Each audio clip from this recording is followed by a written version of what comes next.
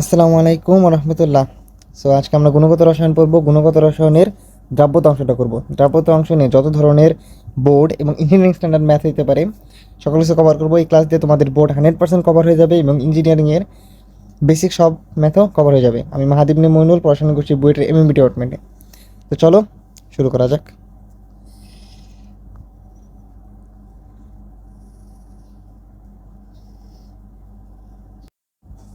So প্রথমে আমাদের দ্রাব্যতা বুঝতে হবে। দ্রাব্যটা জিনিসটা বোঝার আগে আমাদের দ্রবণ আর দ্রাবক বুঝতে হবে। আমি যদি বলি দ্রবণ, দ্রবণ দুইটা জিনিসের সমন্বয়ে গঠিত হয়। এক হচ্ছে দ্রব, অন্যটা হচ্ছে দ্রাবক। এখন দ্রব্য ও দ্রাবকের সংখ্যাটা কি, এখানে অনেক ঝামেলা আছে। আসলে সংখ্যাটা তোমাদের আসবে না, তাও বলে দিই। যেটা দ্রাবক, ও হচ্ছে দ্রব্যের যে প্রকৃতি ওইটাকে নির্ধারণ করবে যে দ্রব্যটা কোন প্রকৃতির হবে, আর যার প্রকৃতি নির্ধারণ হবে সে হলো দ্রব্য। এখন অনেকে বলবে যে না, যেটা বেশি থাকে ওটা দ্রাবক, যেটা কম থাকে তো দ্রব্য, যে তরল পদার্থ, এরকম অনেক টাকসামি আছে। বাট না, যে জিনিসটা দ্রবণের প্রকৃতি নির্ধারণ করে দেবে সে হচ্ছে দ্রাবক, আর যেটা দ্রবণের প্রকৃতি, যার প্রকৃতি নির্ধারণ হবে সে হচ্ছে দ্রব। এখন এই দ্রাবক এবং দ্রব, এদের পার্থক্যের উপর ভিত্তি করে দ্রবণের বিভিন্ন পার্থক্য হতে পারে। দ্রাবক আমরা পোলার দ্রাবক জানি, অপোলার দ্রাবক জানি। আবার দ্রবের বিভিন্ন পার্থক্যের উপর ভিত্তি করেও দ্রবণের ভিন্নতা হতে পারে। এই যে দ্রব, এটা কম দ্রবণীয় দ্রবও হতে পারে,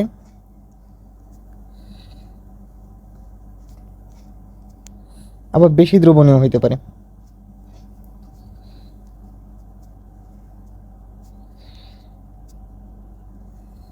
সো কম দ্রবণীয় যেটা হয় এটাকে আমরা স্প্যারিংলি সলিউবল বলি, এবং বেশি দ্রব্য এটারে ফুললি সলিউবল বলা হয়। সো কম দ্রবণীয় কোনগুলো আছে, যেমন সোডিয়াম ক্লোরাইড, যেমন এজিসিএল। এজিসিএল একটা কম দ্রবণীয় লবণ।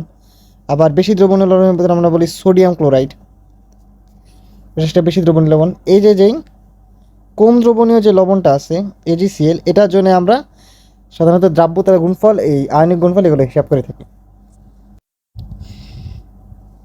তো ধরো আমার কাছে NaCl আছে, NaCl লবণ আছে, এটা ভেঙে কি হবে, Na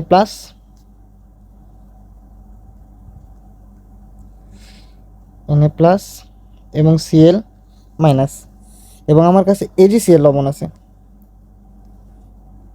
এটা ভেঙে কি হবে, Ag প্লাস, Ag প্লাস এবং Cl মাইনাস।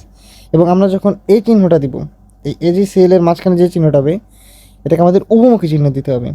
কারণ কি, একটু আগে আমি বলছি যে এই যে NaCl যেটা আছে ও হচ্ছে বেশি দ্রবণীয় লবণ, ও যখন পানিতে বিয়োজিত হবে সম্পূর্ণ বিয়োজিত হতে পারে। বাট এই যে AgCl লবণটা আছে, ওকে পানিতে সম্পূর্ণ বিয়োজিত হতে পারে না। দেখা যায় অলমোস্ট 5%-এর মতো বিয়োজিত হয় মাত্র। AgCl এর মাত্র 5% বিয়োজিত হতে পারে, আর বাকি 95% অবিয়োজিত অবস্থায় থাকে। এই জন্য এখানে আমরা উভমুখী চিহ্নটা ব্যবহার করি, তো এই যেই স্প্যারিংলি সলিউবল বা স্বল্প দ্রবণীয় লবণ, এদের জন্য আমাদের কে ইকুইলিব্রিয়াম বা সাম্যধ্রুবক ব্যবহার করতে হয়। এই সাম্যধ্রুবক দুই ধরনের হয়, একটা হলো KIP, একটা হলো KSP। এখন KSP কে এটা বোঝার আগে আমাদের আরেকটা জিনিস বুঝতে হবে। এটা হইতেছে হলো যে এটাকে আমাদেরকে সম্পৃক্ত, অসম্পৃক্ত, অতিপৃক্ত, এই তিনটা জিনিস আগে ভালো মতো বুঝতে হবে। যে দ্রবণ এর সাধারণত তিন ধরনের হয়। একটা হলো সম্পৃক্ত, একটা হলো অসম্পৃক্ত,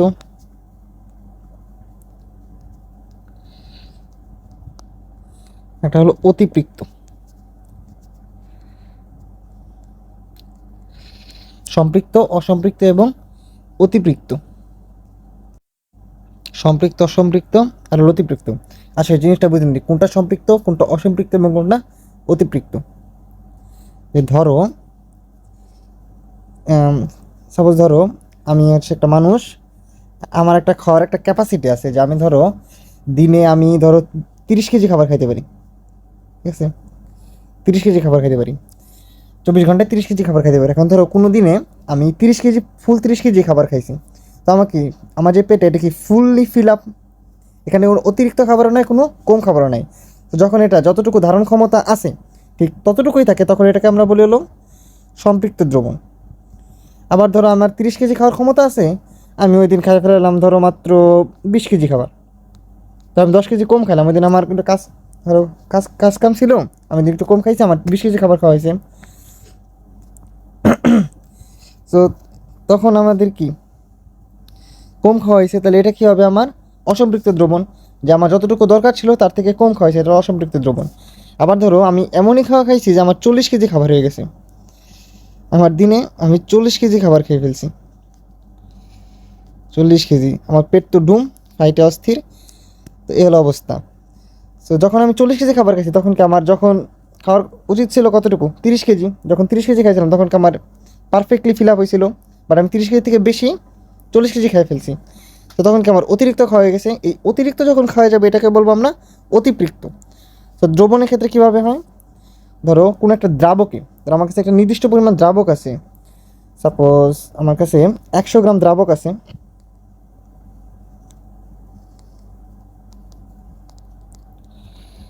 100 গ্রাম দ্রাবক আছে, এই 100 গ্রাম দ্রাবকের যে ধারণ ক্ষমতা,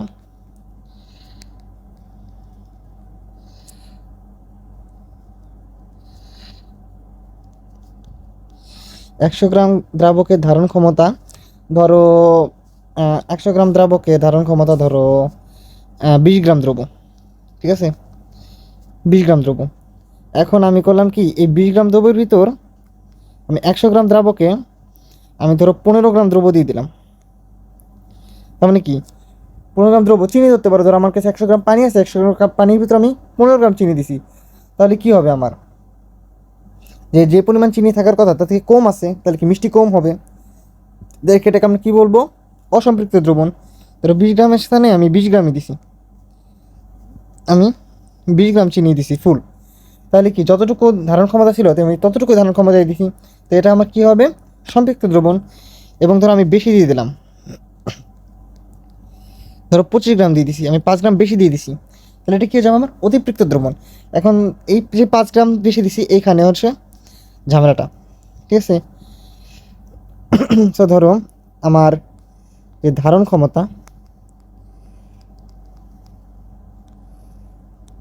আমার যে ক্যাপাসিটি,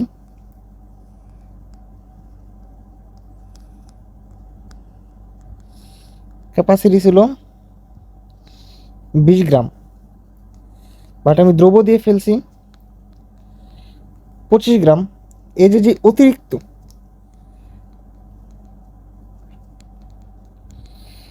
অতিরিক্ত যে 5 গ্রাম আছে এটা কি হবে, দেখো আমার ধারণ ক্ষমতা আছে 20 গ্রাম, এর থেকে আমি 5 গ্রাম বেশি দিয়ে ফেলাইছি, এই 5 গ্রাম আমি বেশি দিয়ে ফেলাইছি, তো একে কোথাও না কোথাও তো যাইতে হবে, কোথায় যাবে, এই 5 গ্রাম কী হয়ে যাবে আমার অদক্ষিপ্ত হয়ে যাবে, এ তো দ্রবণে থাকতে পারবে না, দ্রবণে ধারণই করতে পারতে হলো 20 গ্রাম, বাট আমি দিয়ে ফেলাইছি কতটুকু 5 গ্রাম, তো এটা কী হয়ে যাবে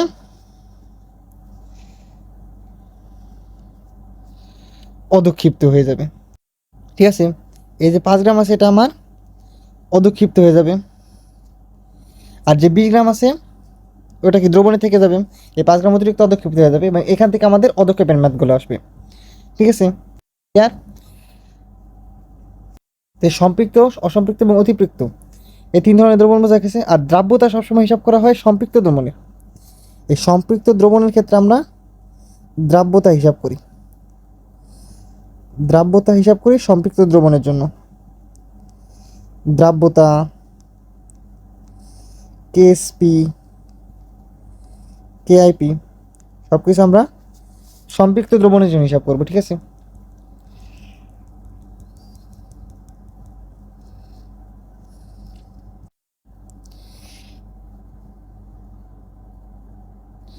এটা কপি করে নিই, সেই যে যে দ্রাব্যতা কেএসপি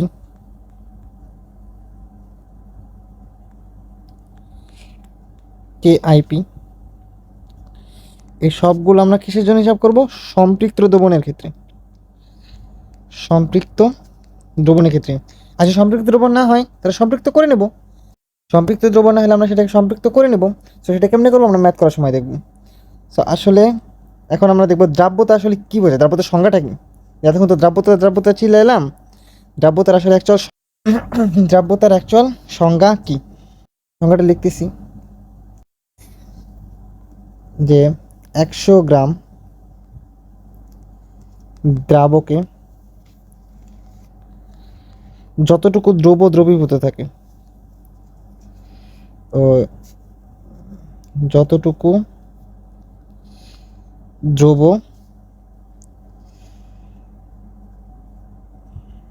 সম্পৃক্ত দ্রবণে দ্রবীভূত থাকে, দ্রবণটাকে অবশ্যই কী হতে হবে, সম্পৃক্ত সম্পৃক্ত দ্রবণে দ্রবীভূত থাকে, তাকে ওই দ্রবণের দ্রাব্যতা বলে। এখানে যে দ্রাব্যতা থাকবে এটার একক হচ্ছে হলো গ্রাম পার 100 গ্রাম দ্রাবক। দ্রাবক হিসেবে আমরা অলওয়েজ কি ইউজ করব, আইডিয়াল দ্রাবক পানি। ঠিক আছে, সো কি বললাম, 100 গ্রাম দ্রাবকে, যে আমার কাছে যত গ্রামই থাক 100 গ্রাম হচ্ছে আইডিয়াল। যে পার্সেন্টেজ যখন হিসাব করতাম আমরা 100 হিসাব করতাম, সেম 100 গ্রাম দ্রাবকে যতটুকু দ্রব সম্পৃক্ত দ্রবণে দ্রবীভূত থাকে তাকে ওই দ্রবণের দ্রাব্যতা বলে। গ্রাম পার 100 গ্রাম পানি, বা হাজির স্যারের বইতে দেখবা তোমরা গ্রাম পার লিটার, সেম ওটা 1 লিটার দ্রবণ, এক্ষেত্রে এটা হচ্ছে 100 গ্রাম। ঠিক আছে, সো গ্রাম পার 100 গ্রাম পানি। আবার হাজির স্যারের বইতে গ্রাম পার লিটার দেওয়া আছে, ওইখানে যে লিটারটা আছে এটা হচ্ছে দ্রবণ, বাট আমরা এখানে কাজ করতেছি কি দ্রাবক নিয়ে, কনসেপ্টটা সেম, একটা পড়াইলে অন্যটা এমনি হয়ে যাবে। ঠিক আছে, সো আমরা এখানে গ্রাম পার 100 গ্রাম পানি নিয়ে আঁকাবো, কারণ ম্যাক্সিমাম বোর্ড কোশ্চেন এটাই আসে। তো এখন আসো যে দ্রাব্যটা আসলে মানেটা কি, দ্রাব্যতা বলতে আসলে মানে অ্যাকচুয়ালি কী বুঝাইতেছে। তো ধরো আমি বললাম কোনো কিছুর দ্রাব্যতা, কোনো কিছুর দ্রাব্যতা এস, দ্রাব্যতাকে এস দ্বারা প্রকাশ করা হয়, সলিউবিলিটি। এটা আমি ধরলাম 20 গ্রাম পার 100 গ্রাম পানি। এখানে একটা জিনিস দেখো, এই 20 গ্রাম পার 100 গ্রাম পানি যে আছে এখানে, এখানে যে এই 20 গ্রামটা আছে, এই যে 20 গ্রাম, এই যে 20 গ্রাম, এটা কি আমার, এই 20 গ্রামটা কি আমার দ্রব না, দ্রব। এই 100 গ্রামটা কি আমার,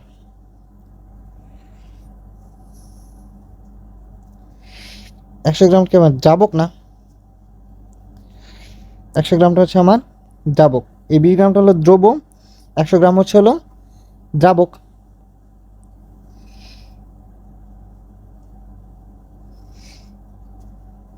তো এই দ্রব আর দ্রাবক এই দুইটাকে যোগ করলে কি হবে আমার দ্রবণ। তো দ্রবণটা কত গ্রামের হবে, দ্রবণটা হবে হলো আমার দ্রব প্লাস দ্রাবক, দ্রব প্লাস দ্রাবক 120 গ্রাম। বুঝছি, এই যে দ্রবণটা এটা হচ্ছে দ্রব, 20 গ্রাম হলো দ্রব, 100 গ্রাম হলো দ্রাবক। তাহলে দ্রবণ কী হবে, দ্রব যোগ দ্রাবক, দ্রব 20 গ্রাম, দ্রাবক 100 গ্রাম, টোটাল 120 গ্রাম হচ্ছে হলো আমার দ্রবণ। এখন এই দ্রাব্যটা জিনিসটার দ্বারা বোঝায় হলো যে 100 গ্রাম দ্রাবকে, এই যে দেখো 100 গ্রাম দ্রাবকে যদি 20 গ্রাম দ্রব থাকে, 100 গ্রাম দ্রাবকে যদি 20 গ্রাম দ্রব থাকে তাহলে দ্রবণটা সম্পৃক্ত হবে। আবার 120 গ্রাম দ্রবণে যদি 20 গ্রাম দ্রব থাকে তাহলে দ্রবণটা সম্পৃক্ত হবে। মানে কি, মানে আমার যখন 120 গ্রাম দ্রবণ আছে তখন আমার দ্রব লাগবে 20 গ্রাম, যখন 100 গ্রাম দ্রাবক আছে তখন দ্রব লাগবে 20 গ্রাম সম্পৃক্ত করতে। সেটাকেই আমরা সুন্দরভাবে বলতে পারি যে 100 গ্রাম দ্রাবককে সম্পৃক্ত করতে 20 গ্রাম দ্রব লাগবে, 100 গ্রাম দ্রাবককে সম্পৃক্ত করতে 20 গ্রাম দ্রব লাগবে। অথবা 120 গ্রাম দ্রবণকে সম্পৃক্ত করতে 20 গ্রাম দ্রব্য লাগবে। যখন আমার দ্রাব্যতা S ইজ ইকুয়ালস টু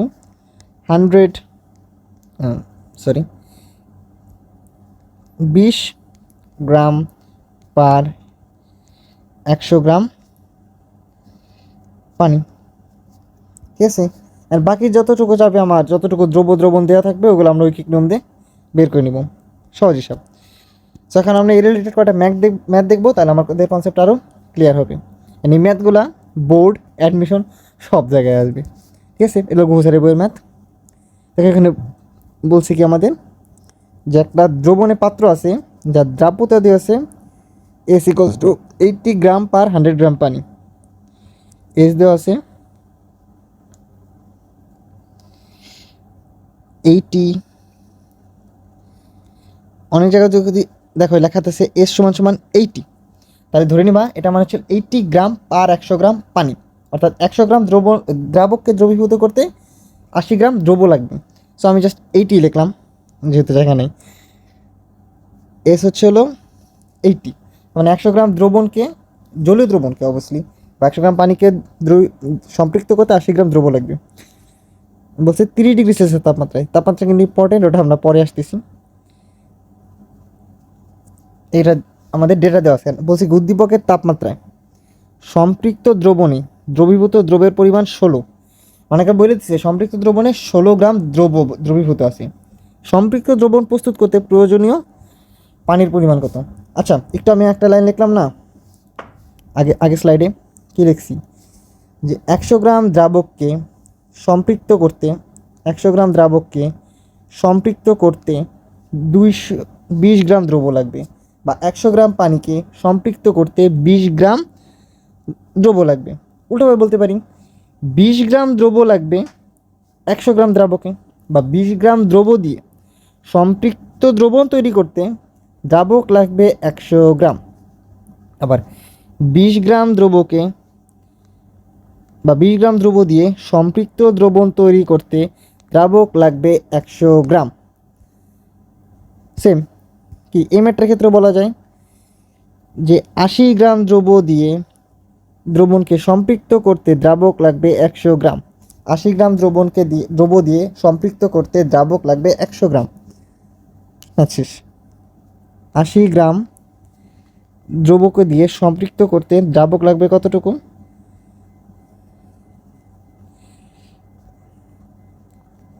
দ্রাবক লাগবে, আচ্ছা এভাবে লিখি, দ্রব্যকে সম্পৃক্ত করতে লাগবে 100 গ্রাম দ্রাবক, ঠিক আছে। ইজি ম্যাথ, ঠিক আছে, সব ইজি ম্যাথ। 80 গ্রাম দ্রব্যকে সম্পৃক্ত দ্রবণ তৈরি করতে, আর বা 80 গ্রাম দ্রব্য দিয়ে সম্পৃক্ত দ্রবণ তৈরি করতে দ্রাবক লাগবে 100 গ্রাম। আচ্ছা, উদ্দীপকের তাপমাত্রায় দ্রবের পরিমাণ বলেছে 16 গ্রাম, অতএব 16 গ্রাম দ্রব্য দিয়ে সম্পৃক্ত দ্রবণ তৈরি করতে কতটুকু লাগবে? এটা হচ্ছে 100 গুণ 16/80, এত গ্রাম দ্রাবক। সেখান থেকে অ্যান্সার আসবে হলো 20 গ্রাম। সো আমার 16 গ্রাম দ্রব্য দিয়ে সম্পৃক্ত করতে দ্রবণ লাগবে 20 গ্রাম দ্রাবক। ইজি ম্যাথ, এর থেকে ইজি ম্যাথ কি দুনিয়ায় আছে? ছোটোকালের রৈখিক নিয়ম, জাস্ট ম্যাথ করব, কাহিনী শেষ, ঠিক আছে। যে 80 গ্রাম দ্রব্যতে কত লাগবে, 1 গ্রামে কত লাগবে ওটা আমি একলা লিখিনি, আর 16 গ্রাম দ্রব্যতে কত লাগবে জাস্ট রৈখিক নিয়ম করে লাগবে 20 গ্রাম দ্রাবক। বুঝছি, তাহলে প্রয়োজনীয় পানির পরিমাণ ছিল 20 গ্রাম। আসলে এতক্ষণ আমার ফোনের ব্রাইটনেসটা একটু কম ছিল, তো এই কারণে একটু অন্যরকম দেখাচ্ছিল, একটু ঘোলা ঘোলা দেখাচ্ছিল বা এরকম। তো ব্রাইটনেসটা বাড়াইছি দেখে হুট করে কম লাগছে, সরি। তো আবার পড়ায় ফিরে আসি। বলছে যে 298 কেলভিন তাপমাত্রায় একটি লবণের 75 ml সম্পৃক্ত দ্রবণে 38 গ্রাম দ্রবীভূত আছে। আপেক্ষিক গুরুত্ব 1.5 হলে দ্রাব্যতা কত? আচ্ছা, আপেক্ষিক গুরুত্ব মানে কি? আপেক্ষিক গুরুত্ব মানে হচ্ছে হলো গ্রাম পার ml এককে আমার ঘনত্ব 15 গ্রাম পার ml। ঠিক আছে, 15 গ্রাম পার ml। তো আমার কাছে যেহেতু ভিডিও আছে, ভিডিওতে আছে 75 মিলিলিটার, আমি এখান থেকে এম পাবো না, বা ডাব্লু পাবো। ডাব্লু সমান কী হবে? Rho into V.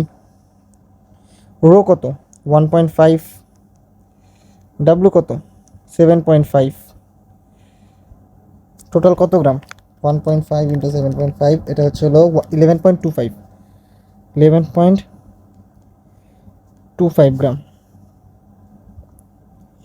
ঠিক আছে, তো এখন আসি আমরা দ্রাব্যতা কত হবে। আমাকে বলছে যে দ্রাব্যতা কত। দ্রাব্যতা মানে কি? যে দ্রবণ কতটুকু, এই 11.25 গ্রাম, আর দ্রব্য কতটুকু, 38 গ্রাম। যে 11.25 গ্রাম গ্রামে 38 গ্রাম, অতএব 100 গ্রামে কত? 100 গ্রামে হলো 38 ইন্টু 100/11.25। আচ্ছা 1 মিনিট, এটা হলো 750 হবে। সো মিস্টেক হয়ে গেছে, একটু মিস্টেক হয়ে গেছে, এটা 750 হবে। তবে 750, 750, তাহলে এটা হবে 750 ml। এখানে হবে না, ঠিক আছে ঠিক আছে, আমি এখানে ভুল করছি। ঠিক আছে ইন্টু 75, এটা হলো 112.25। তাই তো বলি, তোর তো এরকম আসার কথা না, একটু মিস্টেক হয়ে গেছে, সরি। যেটা হবে 75, এটা হবে 112.5। তাহলে এখানে হবে 112.5, যে 112.5। আনসার কত হবে? 38 গুণ 100/112.5, উইচ ইজ 33.78। 33.78। ঠিক আছে, বুঝছি ম্যাথটা, বুঝছি। ম্যাথটা ভুল হয় নাই। ম্যাথটা কেন হয় নাই দেখো, এখানে যখন আমি বলছি সম্পৃক্ত দ্রবণ, আমি একটু আগে যখন বের করলাম দ্রাব্যতা, তখন কি 100 গ্রাম পানিতে ছিল না? 100 গ্রামটা কি দ্রাবক না? দ্রাবক না। আর নিচেরটা কি দ্রবণ না? তো আমি দ্রবণ দিয়ে তো দ্রাবক বের করতে পারবো না। আমার এখান থেকে আগে আমাকে এই 125 গ্রাম দ্রবণ থেকে দ্রাবকের পরিমাণটা বের করে নিতে হবে। ঠিক আছে, সেখানে অনেক ভুলটা করে, তো সাবধান। সো আমি দ্রবণ পাইছিলাম কতটুকু?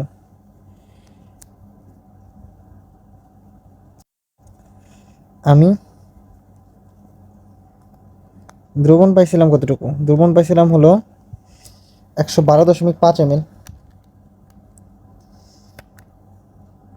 দ্রবণ পাইছিলাম হলো 112.5 গ্রাম। আমার দ্রব্য দেওয়া আছে কতটুকু? এই যে দ্রব্য দেওয়া আছে কতটুকু? 38 গ্রাম। তাহলে দ্রাবক কত? জাস্ট এই দুটো বিয়োগ করে দিব। 112.5 বিয়োগ 38, উইচ ইজ 74.5 গ্রাম। 74.5 গ্রাম। তাহলে আমার দ্রাব্যতা কত? দেখো, আমি এই জিনিসটা এক লাইনে লিখতে চাই, বুঝো কিনা। ইন্টারভিউর সাথে এটুকু বোঝার কথা যে 74.2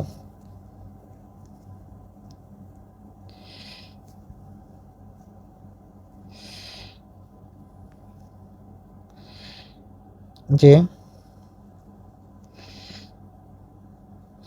74.5 গ্রাম দ্রাবকে দ্রব্য থাকে 38 গ্রাম। 74.5 গ্রাম দ্রাবকে দ্রব্য থাকে 38 গ্রাম। একটু 100 গ্রাম দ্রাবকে, এটা হচ্ছে আমার দ্রাব্যতা, এক লাইন লিখে দিলাম যে 74.5 গ্রাম দ্রাবকে 38 গ্রাম থাকে দ্রব, অতএব 100 গ্রাম দ্রাবকে কতটুকু দ্রব থাকবে, এটাই কি আমার দ্রাব্যতা। এখান থেকে যত আসবে ততই অ্যান্সার আমার। এটা হলো 38 × 100/74.5, 51, 51 গ্রাম পার 100 গ্রাম পানি, এটাই কি আমার অ্যান্সার।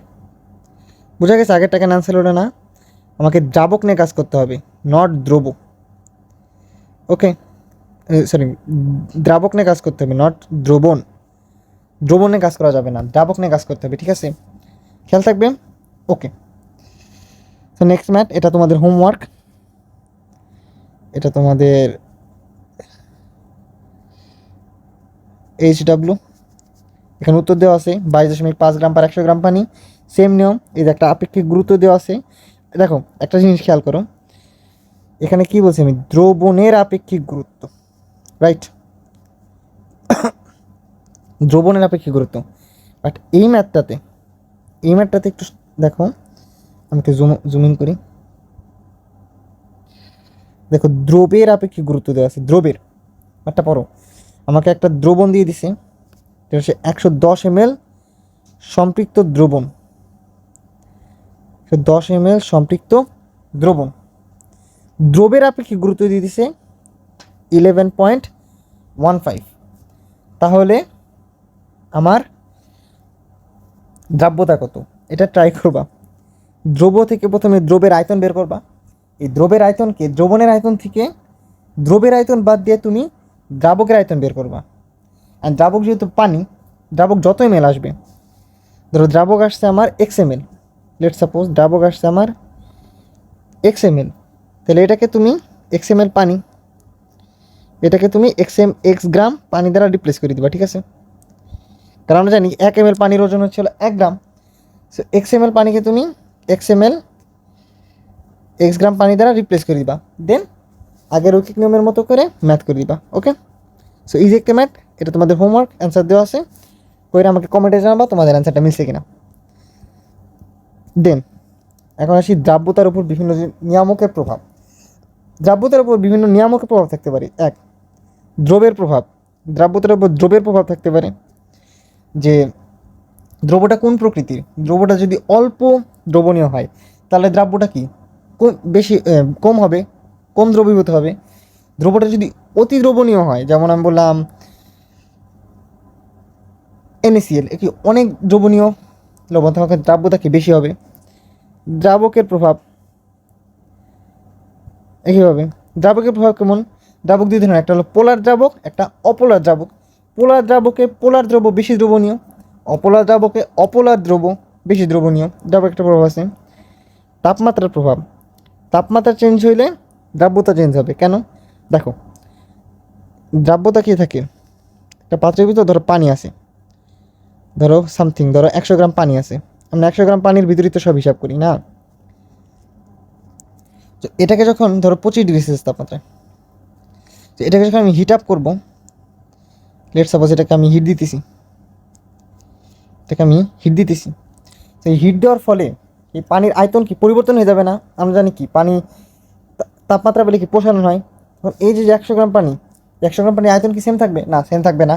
এর ফলে এই সেম না থাকার ফলে কি দ্রাব্যতাও চেঞ্জ হয়ে যাবে, পানির আয়তন বাড়বে, দ্রাব্যতা কমবে। তাপমাত্রা যত বৃদ্ধি পাবে দ্রাব্যতা কমবে, বাড়তেও পারে, সেটা কেস আছে, আবার বাড়তেও পারে কমতেও পারে, মানে মিক্সডও হতে পারে, এটা আমার সামনে দেখবো, ঠিক আছে। সেটা আপাতত থাক। আর হচ্ছে চাপের প্রভাব, এখানে মজার একটা সূত্র আছে, হেনরির সূত্র, এটা অ্যাডমিশনের জন্য অনেক ইম্পর্টেন্ট। চাপের প্রভাব অ্যাডমিশনের জন্য ইম্পর্টেন্ট, ঠিক আছে, এটা বোর্ডে খুব একটা আসে না চাপের প্রভাব, এটা অ্যাডমিশনের জন্য ইম্পর্টেন্ট। সো আমরা তাপমাত্রার প্রভাব পড়বো এখন। তাপমাত্রার প্রভাব, এই যে যেই লবণগুলা ভাঙে বা যেই দ্রব্যগুলা ভাঙে, যেমন আমি বললাম AgCl, ভাঙে কি Ag প্লাস আর Cl মাইনাস হইল, আচ্ছা এরকম হয়।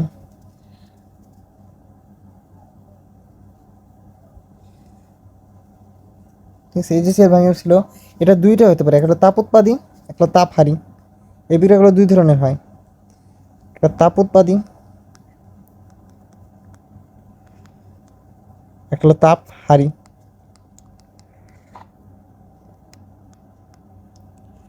একটা হচ্ছে তাপ উৎপাদী, একটা তাপ হারি। তাপ উৎপাদী বিক্রিয়ায় আমি যদি তাপমাত্রা বাড়াই, তাপ উৎপাদী বিক্রিয়া যদি তাপমাত্রা বাড়ায়, তাহলে সাম্য কি পিছিয়ে আসে না? লাশ হাতে লেয়ারের নীতি অনুযায়ী পড়ছি। আর সাম্য পিছনে আসলে কি হবে? ধরো আমি AgCl কল্পনা করি, AgCl ভেঙে Ag প্লাস আর Cl মাইনাস হলো, ঠিক আছে? সেটাকে একটু ছোট করে নিই। Ag প্লাস আর Cl মাইনাস হলো। দেখো AgCl ভাঙতেছে, Ag প্লাস আর Cl মাইনাস হচ্ছে। তো যত ডান দিকে যাবে, বিক্রিয়া যত ডান দিকে যাবে, তত কি ভাঙনের হার বৃদ্ধি পাবে। যত ডান দিকে যাবে তত ভাঙনের হার বাড়বে, যত ডান দিকে যাবে তত ভাঙনের হার কি বাড়বে। আর ভাঙনের হার যত বাড়বে দ্রাব্যতা কি তত বৃদ্ধি পাবে না, রাইট? ভাঙনের হার যত বাড়বে দ্রাব্যতা কি তত বৃদ্ধি পাবে, ডানে যত যাবে দ্রাব্যতা তত বৃদ্ধি পাবে। উল্টা বামে আসলে কি এই ভাঙন কমবে, বামে আসলে কি Ag প্লাস আর Cl মাইনাস হিসেবে ভাঙন কমবে, তখন কি দ্রাব্যতাও কি হ্রাস পাবে। তো তাপ উৎপাদনের বিক্রিয়ায় তাপমাত্রা বাড়ালে দ্রাব্যতা সাম্য পিছিয়ে আসে। সাম্য যদি পিছিয়ে আসে,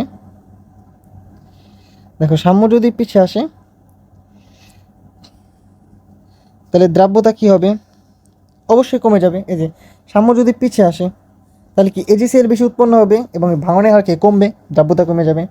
একইভাবে তাপহারী বিক্রিয়ায়, তাপহারী বিক্রিয়ার ক্ষেত্রে তাপমাত্রা বাড়ালে সাম্য কি ডান দিকে যায়, আর ডান দিকে গেলে একটু আগে আমি দেখছি কি হয়, দ্রাব্যতা বৃদ্ধি পায়। সো এখানে দুইটা কেস, যে তাপ উৎপাদী বিক্রিয়াটা যদি তাপ উৎপাদী হয় তাহলে তাপমাত্রা বাড়ালে দ্রাব্যতা কমবে, তাপমাত্রা কমালে দ্রাব্যতা বাড়বে। আর বিক্রিয়াতে যদি তাপহারী হয় তাহলে তাপমাত্রা বাড়ালে দ্রাব্যতা বাড়বে, তাপমাত্রা কমালে দ্রাব্যতা কমবে। কিন্তু ভাই এটা কেমিস্ট্রি, কেমিস্ট্রি তোমার কোনো দিন ছাড়বে না, এক্সেপশন সব জায়গায়। এটারও একটা এক্সেপশন আছে। কি এক্সেপশন? Global salt. মানে এই হচ্ছে একটা মামুর বেটা, ঠিক আছে? এটা কি?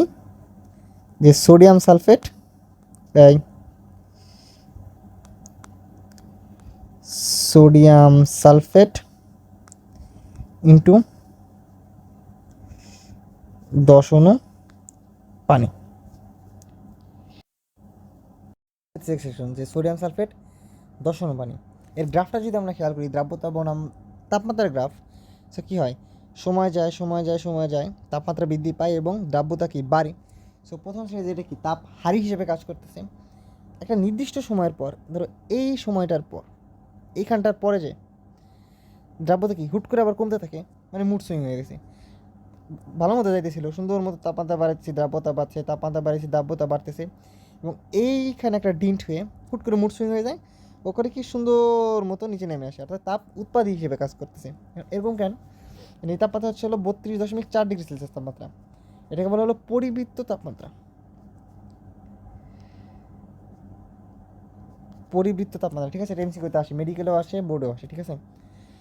এখানে এটা হয়ে গেলো এই মামুন বেটা, এই 10 অণু পানির জন্য ও হইতেছে কালপ্রিট। কেন কালপ্রিট? কেন আমরা সকলে হয়তো জানি, এই যে পানি,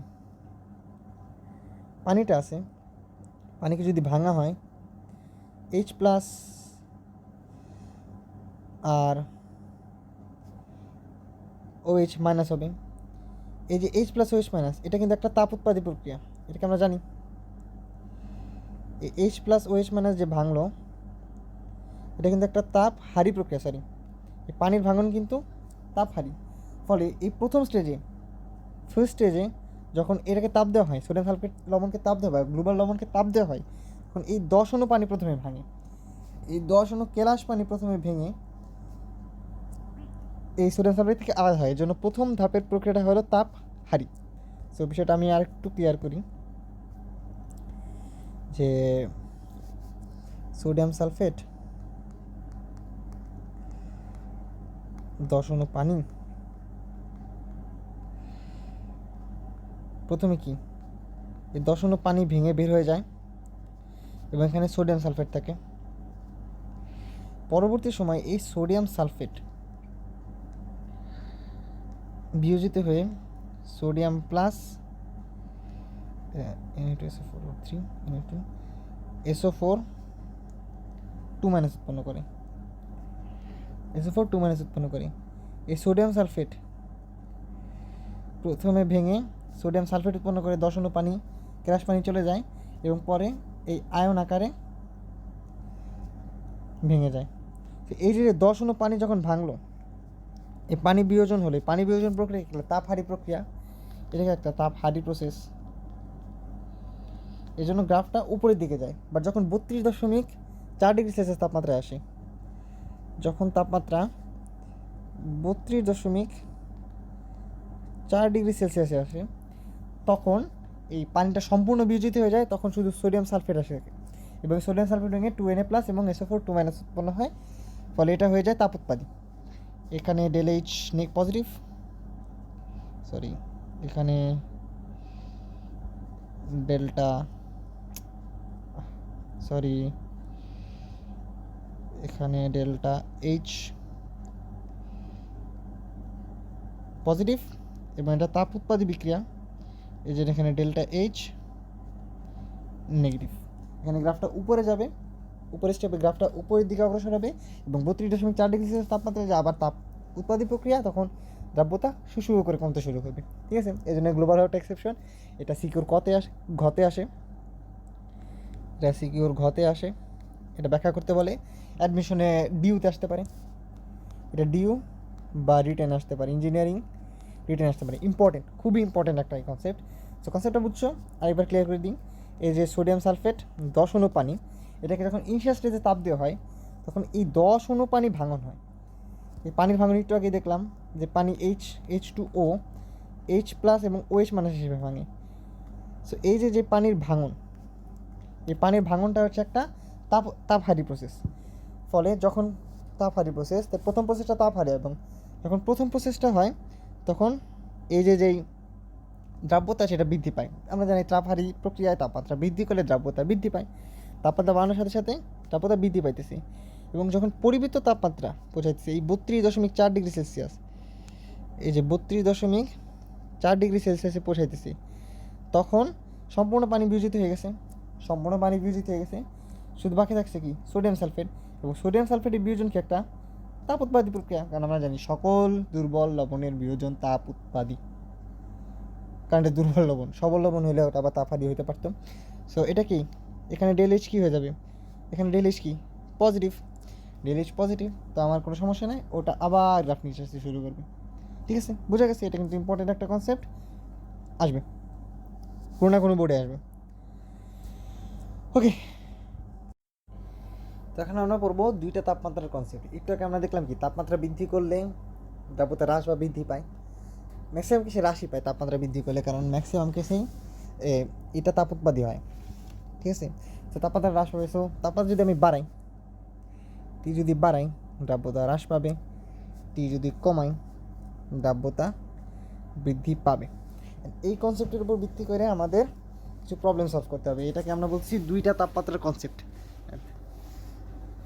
ওকে,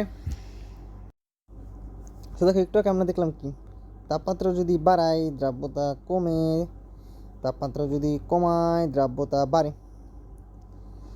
তাপমাত্রা যদি কমাই দ্রাব্যতা বাড়ে। সো প্রথম কেসে, ফার্স্ট কেসে দেখো, আমি যদি তাপমাত্রা বাড়াই দ্রাব্যতা কি কমবে,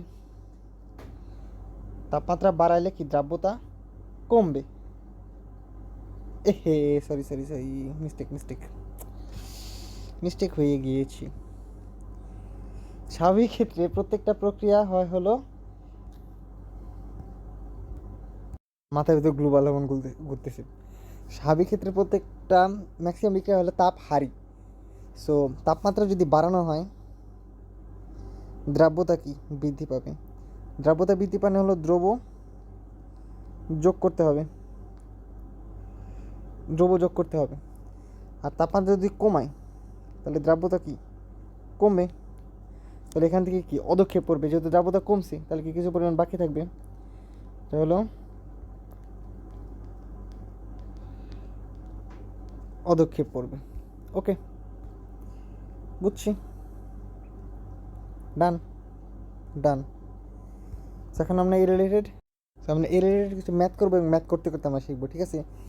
আমি দুইটা বা তিনটা ম্যাথ দেখাবো, ভালো মতো দেখবা। এই ম্যাথ থেকে বোর্ডে আসবে, অ্যাডমিশনে আসবে, ভার্সিটিতে আসবে, সব জায়গায় আসবে, ইম্পর্টেন্ট ম্যাথ। ওকে, চলো কী বলছে দেখো, কত জায়গা আছে, চুয়ের 24-25 আসছে, সিকিউরের 24-23-24 আসছে, ইম্পর্টেন্ট ম্যাথ। কী বলছে চলো দেখি। ম্যাথটাতে বলছে 85 ডিগ্রি সেলসিয়াস তাপমাত্রায়, 85 ডিগ্রি সেলসিয়াস তাপমাত্রায় প্রস্তুত কোনো লবণে সম্পৃক্ত দ্রবণকে 30 ডিগ্রি সেলসিয়াস তাপমাত্রায় শীতল করা হলো। কাহিনিটা বুঝো, ম্যাথ পরে করব। আমার কাছে 85 ডিগ্রি সেলসিয়াস তাপমাত্রায়, আমার কাছে 85 ডিগ্রি সেলসিয়াস তাপমাত্রায় লবণ রাখা আছে। আমি এই তাপমাত্রাকে কমিয়ে 30 ডিগ্রি করলাম।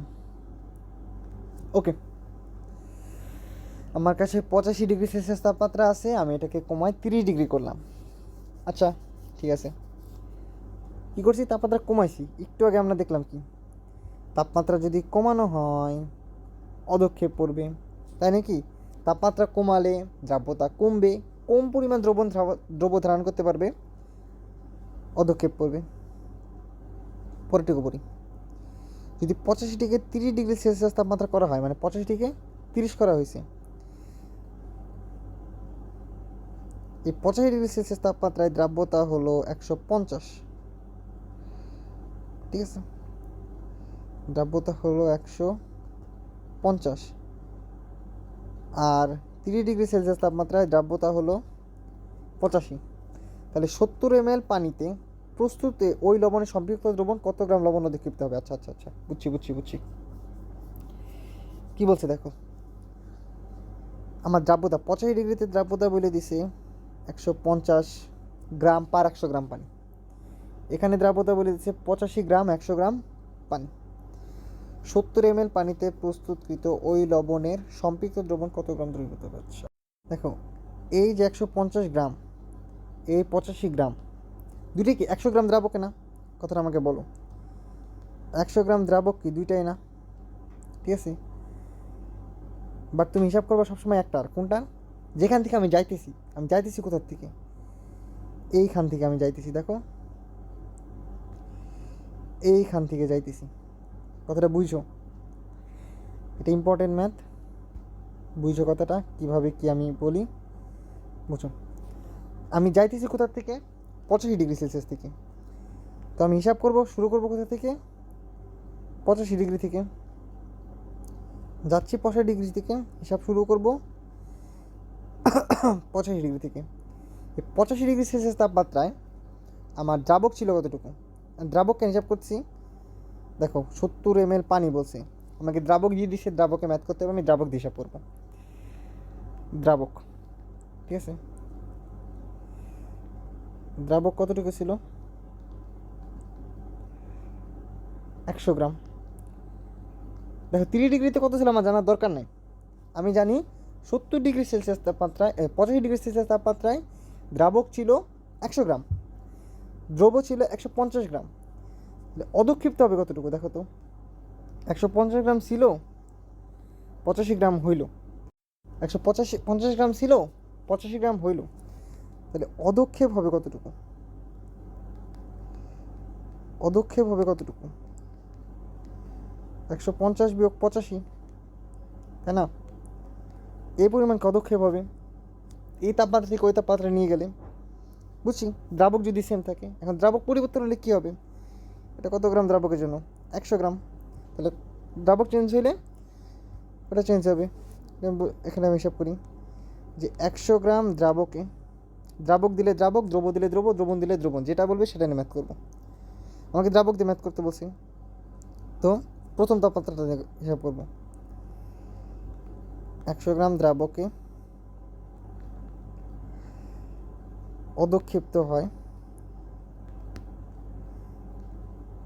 100 গ্রাম দ্রাবক থেকে কী হয় 150 বিয়োগ 85 গ্রাম। আর আমাকে দ্রাবক বলছে কতটুকু? 75 না 70।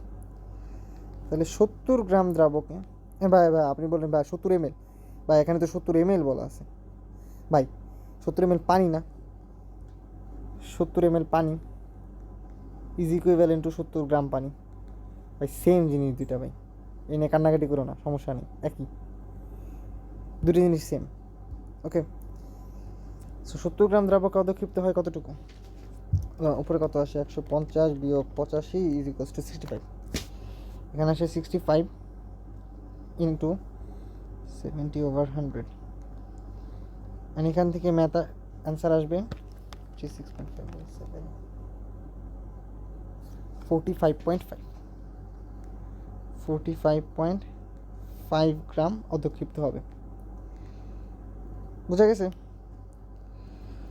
ভাই? অনেক ভাই শর্টকাট মটকাট আছে, কোনো শর্টকাট দরকার নেই তোমার, তুমি জাস্ট আমি যেমনি বলছি সেমনি করবা, ঠিক আছে? শর্টকাট আমি দেখাই দিব, শর্টকাট আমি বলে দিব একটু পর, ঠিক আছে? বুঝছি। আমি একটু এটাকে বোঝানোর জন্য আমি এটা ভার্টিক্যাল করিনি। দেখো ম্যাথটা দেখো, যে কী পরিমাণ অধক্ষেপ হবে। আমি যাচ্ছি কি 85°C তাপমাত্রা থেকে 30°C তাপমাত্রায় যাচ্ছি আমি, 85 থেকে 30-এ যাইতেছি। সো আমাকে 85 সব হিসাব করতে হবে। 85-তে দ্রাবক কতটুকু? 100 গ্রাম। এই 100 গ্রাম দ্রাবকের জন্য আমার অধক্ষেপ পড়বে কতটুকু? এই 100 গ্রাম দ্রাবকের জন্য অধক্ষেপ পড়বে হলো আমার এইখানকার যে দ্রাব্যতা 150 বিয়োগ 85, 150 গ্রাম দ্রব্য বিয়োগ 85 গ্রাম দ্রব্য, উইচ ইস এখান থেকে যত 65 গ্রাম দ্রব্য আসবে। দ্রাবক হিসাব করছি আমি 70।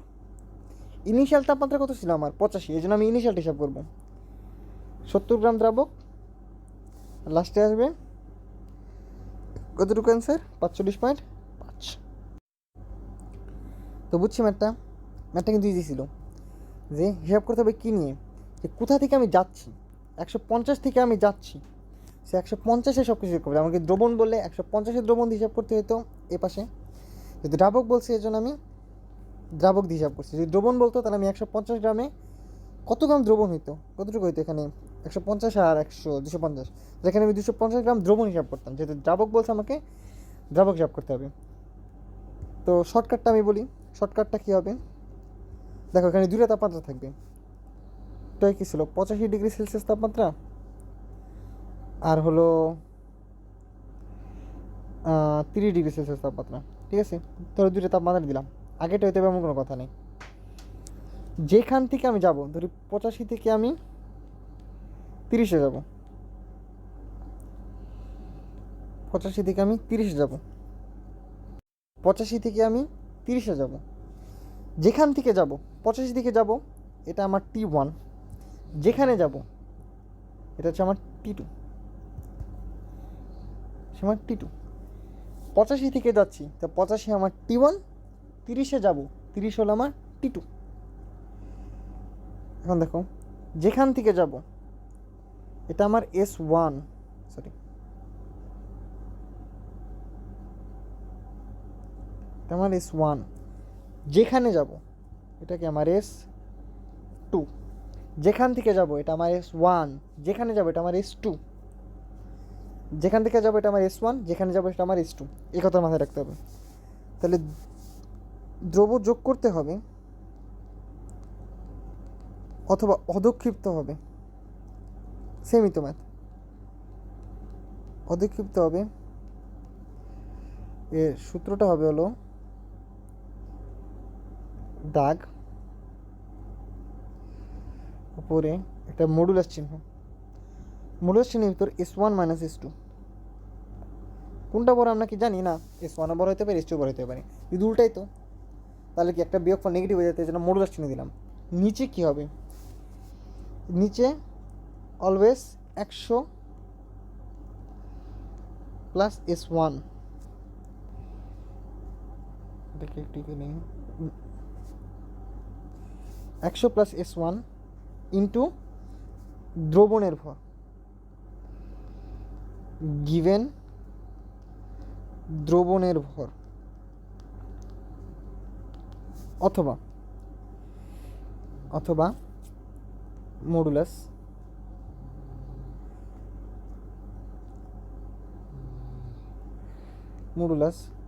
S1 মাইনাস S2 নিচে শুধু 100 ইন্টু গিভেন দ্রাবকের ভর গিভেন দ্রাবকের ভর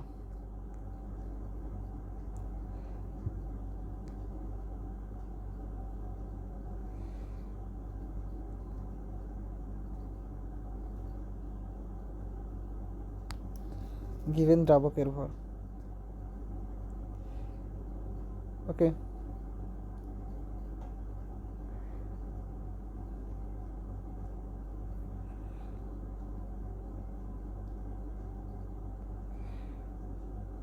এটাও সেম যে S1 মাইনাস S2 সুন্দর করে দিই এই জিনিসটা একটু নিচে আসুক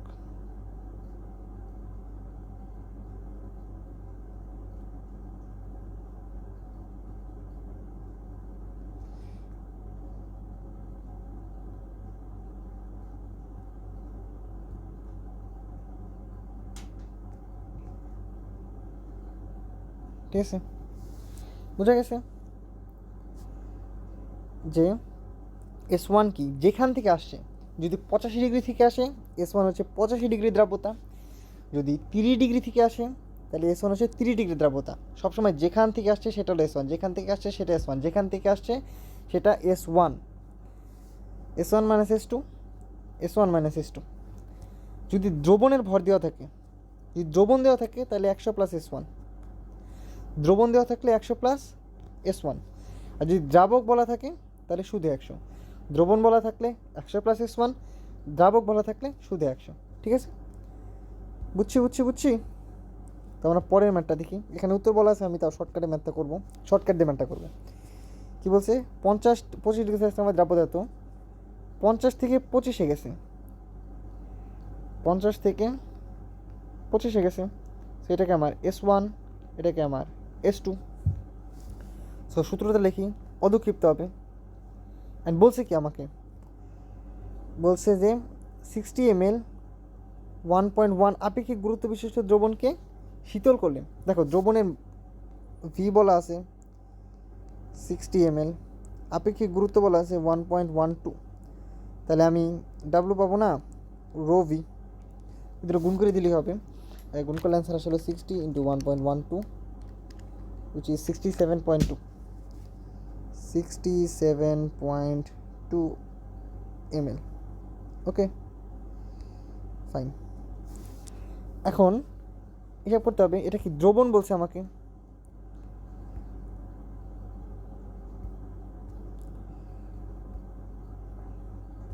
যে আমাকে দ্রবণ হিসাব করতে বলছে না দ্রবণ তাহলে নিচে হবে 100 প্লাস S1 কোনটা 50 ডিগ্রি 50 ডিগ্রিতে দ্রাব্যতা কত আমার 50 ডিগ্রিতে দ্রাব্যতা হলো 35 উপর কি S1 minus S2 S1 35 S2 কত এই যে 20 কিন্তু গিভেন দ্রবণের ভর কত এটা এমএল লিখছি কেন আমি হাই 67.2 গ্রাম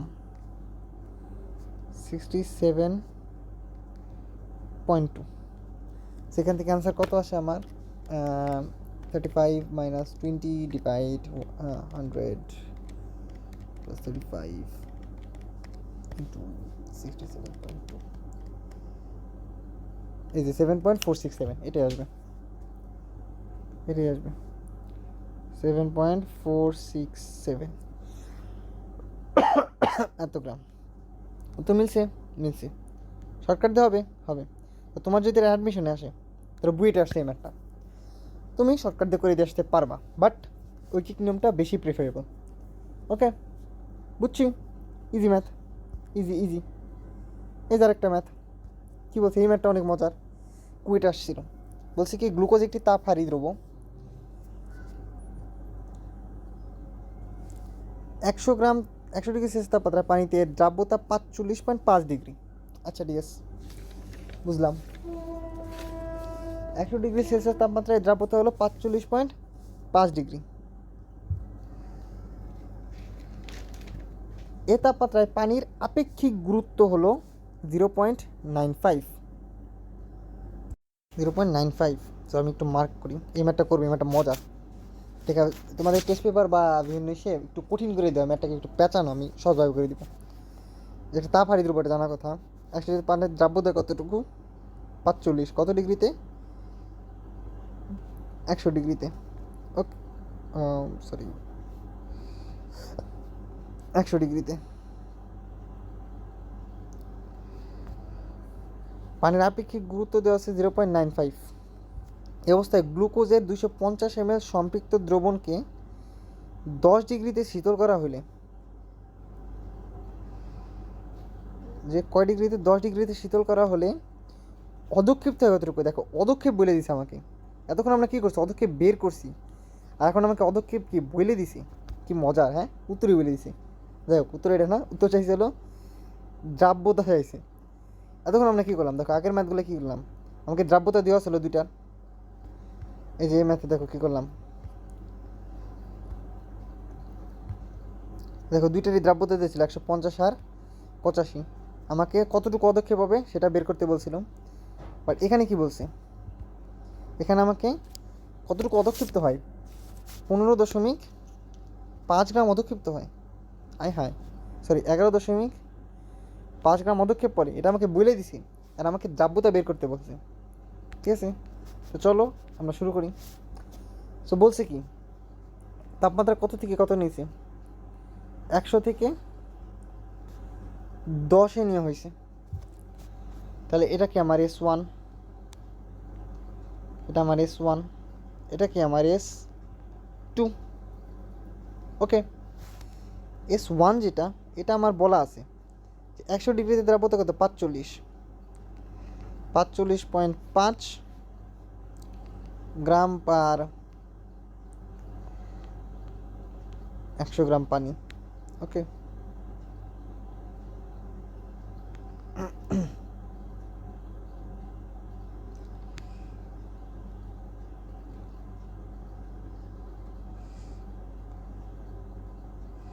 $45.5 গ্রাম প্লাস গ্রাম পার 100 গ্রাম পানি। এখন দেখো, আমরা যদি 100 ডিগ্রি সেলসিয়াস তাপমাত্রার জন্য হিসাব করি, দেখো আমরা যদি 100 ডিগ্রি সেলসিয়াস তাপমাত্রার জন্য হিসাব করি, দেখো আমার দ্রবণ কতটুকু, দ্রবণ 100 ডিগ্রি সেলসিয়াস তাপমাত্রার দ্রবণ কতটুকু। দেখো পানির আপেক্ষিক গুরুত্ব আছে 0.95, আর দেওয়া আছে 250 ইন্টু 0.95। এখানে একটা ঝামেলা যে ওখানে বলছে যে, এই মানে একটু ঝামেলা ছিল যে ওখানে বলছে যে পানির আপেক্ষিক গুরুত্ব, বাট এটাকে আমরা গ্লুকোজের দ্রবণ, সম্পূর্ণ দ্রবণ দিয়ে গুণ করছি, এর একটা সমস্যা। বাট এটাকে না করলে আসলে ম্যাথটা মিলানো সম্ভব ছিল না, কারণ এখানে অপশন ছিল নিচে, আমরা অপশনটা দিইনি। যাই হোক, সো 250 ইন্টু 0.95, এটা হলো 237.5 গ্রাম। ঠিক আছে, তো দ্রাবক কতটুকু, দ্রাবক দ্রাবক কতটুকু হবে, দেখো 145.5 গ্রাম দ্রবণ। এই যে 100 গ্রাম আর 45.5 গ্রাম, এই দুটোকে যোগ করলে কি দ্রবণ পাবো, 145.5 গ্রাম। এই দ্রবণের দ্রাবক হলো 100 গ্রাম, আর এখানে বলছে 237.5 গ্রাম। এই গ্রাম দ্রবকের দ্রাবক কতটুকু, 163.23 গ্রাম। ওকে, তাহলে দ্রব কতটুকু হবে, দ্রব কতটুকু হবে, যে 237.5 মাইনাস 163.23, এখানে আসে হলো 74.27 গ্রাম। বুঝা গেছে?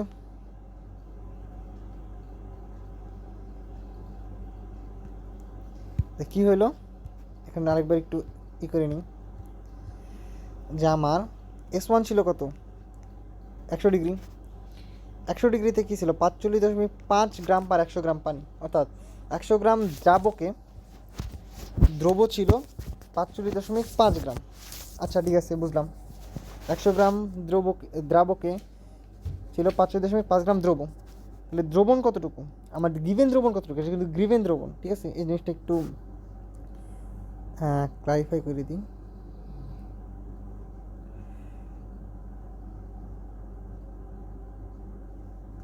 এটা কিন্তু আমার গিভেন দ্রবণ। ঠিক আছে, এটা কিন্তু আমার গিভেন দ্রবণ। কতটুকু গিভেন দ্রবণ, গিভেন দ্রবণ বলা আছে এই যে 250 ml আর আপেক্ষিক গুরুত্ব 0.95, এটা হলো 237.5 গ্রাম। তাহলে দ্রাবক কতটুকু হবে, যে 145 গ্রাম দ্রবণ, এখানে 100 আর 45.5 গুণ করলে কী হয়, 145 গ্রাম দ্রবণ। এই দ্রবণে দ্রাবকের পরিমাণ কত, 100। তাহলে 237.5 গ্রাম যেই দ্রবণটা আছে, এইখানে দ্রাবকের পরিমাণ কত, 163.23 গ্রাম। বুঝছি বুঝছি। তাহলে দ্রব্য কতটুকু, দ্রাবক বিয়োগ দ্রবণ, দ্রবণ বিয়োগ দ্রাবক, দ্রবণ থেকে যদি আমি দ্রাবক বাদ দিয়ে দিই, তাহলে আমার দ্রব্য থাকবে 74.27। দেখো এটা কী ছিল, আমার দ্রব্য না, এটা ছিল দ্রব্য। এখন যদি আমি হিসাব করি আমার অদক্ষেপ ছিল কতটুকু, 11.5। কত ডিগ্রি সেলসিয়াস তাপমাত্রায়, 10 ডিগ্রিতে। এখান থেকে এই 74.27 থেকে 11.5 গ্রাম অদক্ষেপ পড়ে গেছে। এখন অদক্ষেপ পড়ার পর কী হয়, ধরো আমার কাছে এই চেকটাকে আমি উদাহরণ দিয়েছিলাম যে 30 গ্রাম, 30 খাইতে পারি আমি, বাট আমি ইনপুট দিয়েছি 40, তাহলে 10 কি পড়ে যাবে আর 30 কি বাকি থাকবে। তো 30 কী ছিল আমার, এই 30 ছিল কিন্তু আমার সম্পৃক্তটুকু। তো 40 দেওয়ার পর যতটুকু পড়ে গেছে ইনপুট থেকে, যতটুকু পড়ে গেছে, এই ইনপুট আর অদক্ষেপ এই দুটো বিয়োগ করলে কি আমি সম্পৃক্তটা পাবো না। এই ইনপুট থেকে, এই যে ইনপুট, এটা থেকে যদি আমি অদক্ষেপ বাদ দিই তাহলে কি আমি সম্পৃক্তটা পাবো, রাইট। এখানে তো সেম জিনিস। ইনপুট কতটুকু ছিল, 74.27, আর অদক্ষেপ কত, 11.5। তাই সম্পৃক্ত দ্রবণের দ্রব্য, সম্পৃক্ত হয় কতটুকু দ্রব্য, 74.27 বিয়োগ 11.5, এত গ্রাম। টোটাল আসে কত গ্রাম, 62 দশমিক, সরি 77 গ্রাম। ঠিক আছে, 62.77 গ্রাম। আচ্ছা, এটা কি আমার সম্পৃক্ত দ্রব্য। এখন দেখো সম্পৃক্ত দ্রব্য কতটুকু, 62.77, তাহলে দ্রাব্যতা করতে হবে, এটা দিয়েছি যে 163.23 গ্রাম দ্রাবকে সম্পৃক্ত করতে দরকার হয় 62.7। 100 গ্রামকে সম্পৃক্ত করতে দরকার হয় কতটুকু, এত গ্রাম। অ্যান্সার হবে হলো 38.4 গ্রাম পার 100 গ্রাম পানি, এর অ্যান্সার।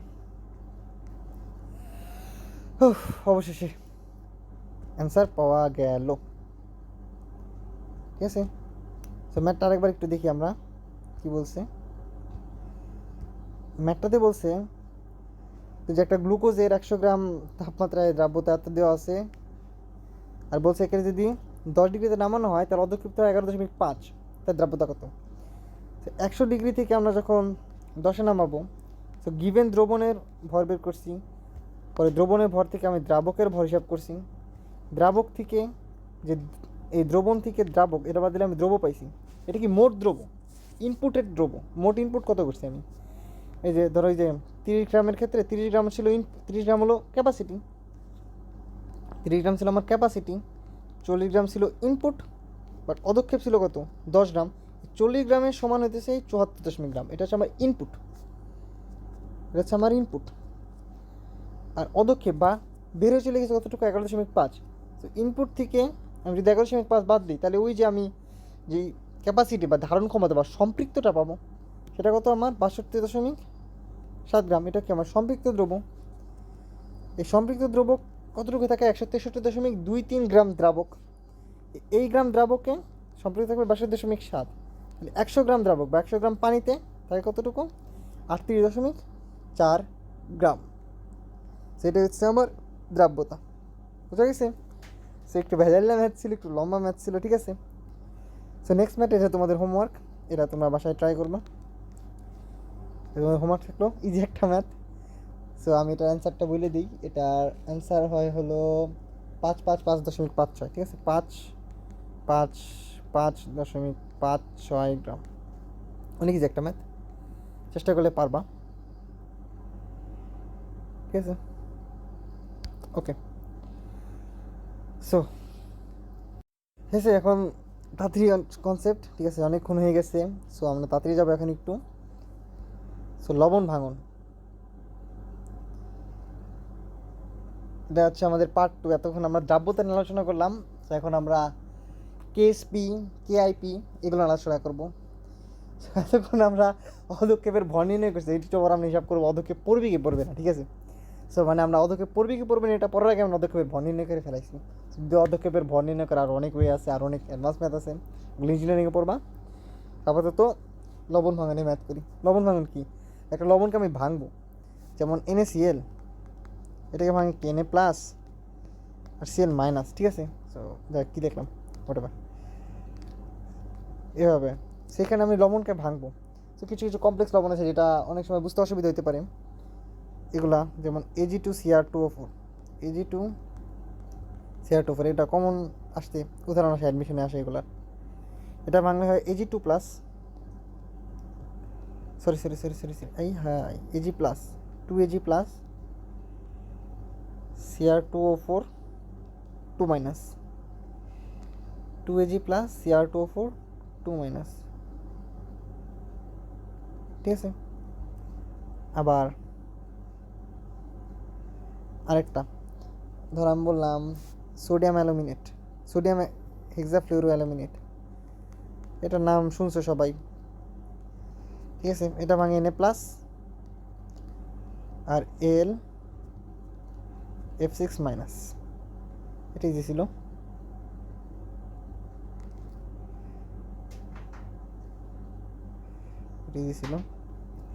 সো নেক্সটে আমার আসে হলো Ag2Cl2, এটা ইম্পর্টেন্ট। Ag2Cl2, ঠিক আছে? এটা ইম্পর্টেন্ট। এটা ভাঙে 2Ag plus, sorry Ag2 plus, এটা একটু ইম্পর্টেন্ট। এটা একটু এক্সেপশন, এটা এক্সেপশন যে Ag2Cl2, এটা হলো Ag2 প্লাস,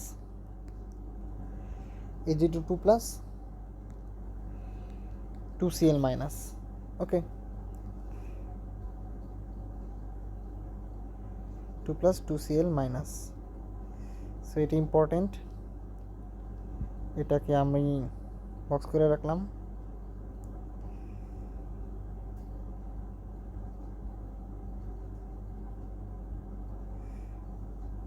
ঠিক আছে, এটা কিন্তু ইম্পর্টেন্ট যে Ag2 plus 2Cl minus. So আবার আরেকটা দেখা যায়, এটা বাকিগুলো ইজি আছে, ঠিক আছে? সে হচ্ছে লবণের ভাঙন। এখন লবণের ভাঙনের সাথে আমরা কেএসপি কেআইপি বের করবো, ঠিক আছে? কেএসপি এবং কেএসপির সাথে এর সম্পর্ক, এর সাথে কেএসপির সম্পর্ক কী?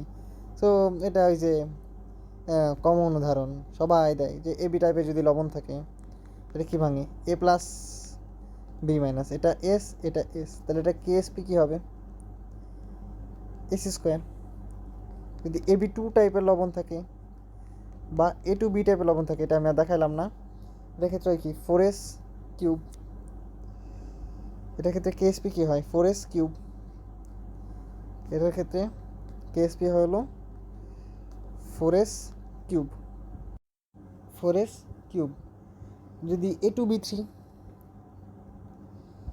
যদি AB3 টাইপের লবণ হয় বা A3B টাইপের লবণ হয়, তাহলে হলো 27S⁴। যদি A3B2 টাইপের লবণ হয়, A3B2 বা A2B3 টাইপের লবণ হয়, তাহলে হলো 108S⁵। এটা একটা জেনারেল স্ট্রাকচার আছে, যে কেএসপি কেএসপি লবণের জেনারেল স্ট্রাকচার হলো যদি এপি,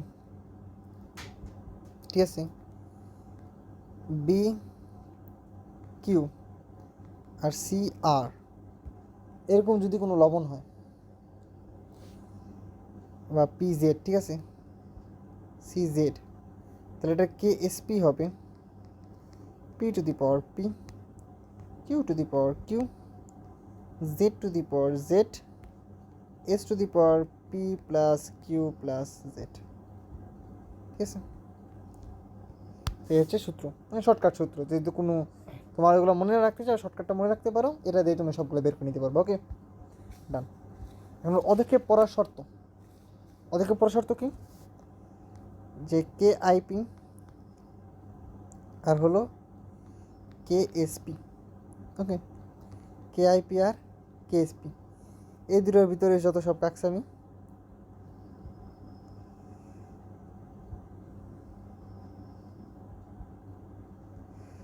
যে কেআইপি যদি কেএসপি সমান হয়ে যায়, কেআইপি যদি কেএসপি সমান হয়, তাহলে দ্রবণটা কি সম্পৃক্ত। আচ্ছা, এটাকে একটু এই পাশে লাগি।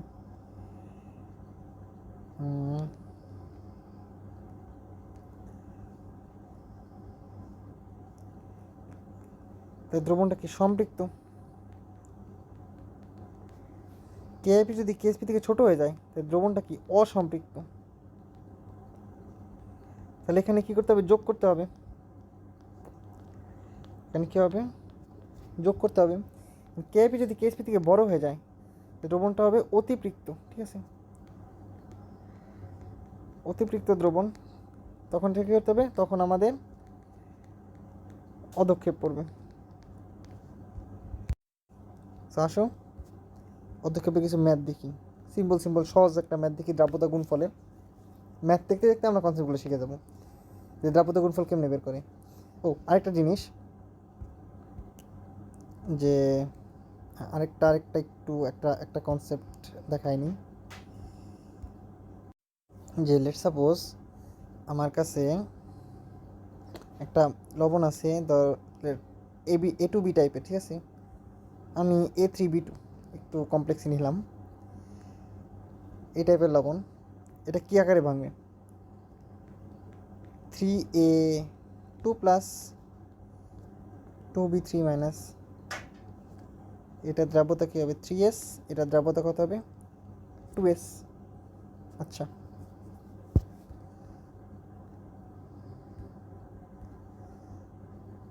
বুঝলাম, ঠিক আছে। সো এটার যদি আমি কে আইপির ইকুয়েশন লিখি, সরি, এটা যদি আমরা কে আইপির ইকুয়েশন লিখি, তাহলে হবে হলো A2 প্লাস এর ঘনমাত্রার 3 ঘাত, সহগটা ঘাত হয়ে যাবে, আর B3 মাইনাস এটার দ্বিতীয় ঘাত।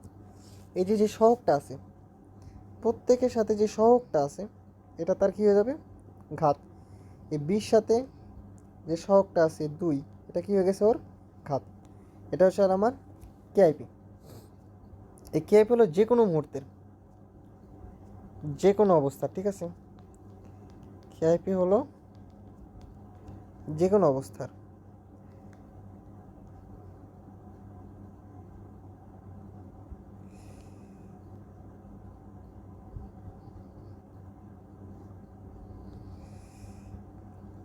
ওকে, কেআইপি হলো যে কোনো অবস্থার, মানে ধরো দ্রবণটা সম্পৃক্ত, ওকে তুমি কেআইপি বের করতে পারবা। দ্রবণটা অসম্পৃক্ত, ওকে তুমি তাও কেআইপি বের করতে পারবা। দ্রবণটা অতিপৃক্ত, ওকে তাও তুমি কেআইপি বের করতে পারবা। কেআইপি হলো যে কোনো অবস্থা।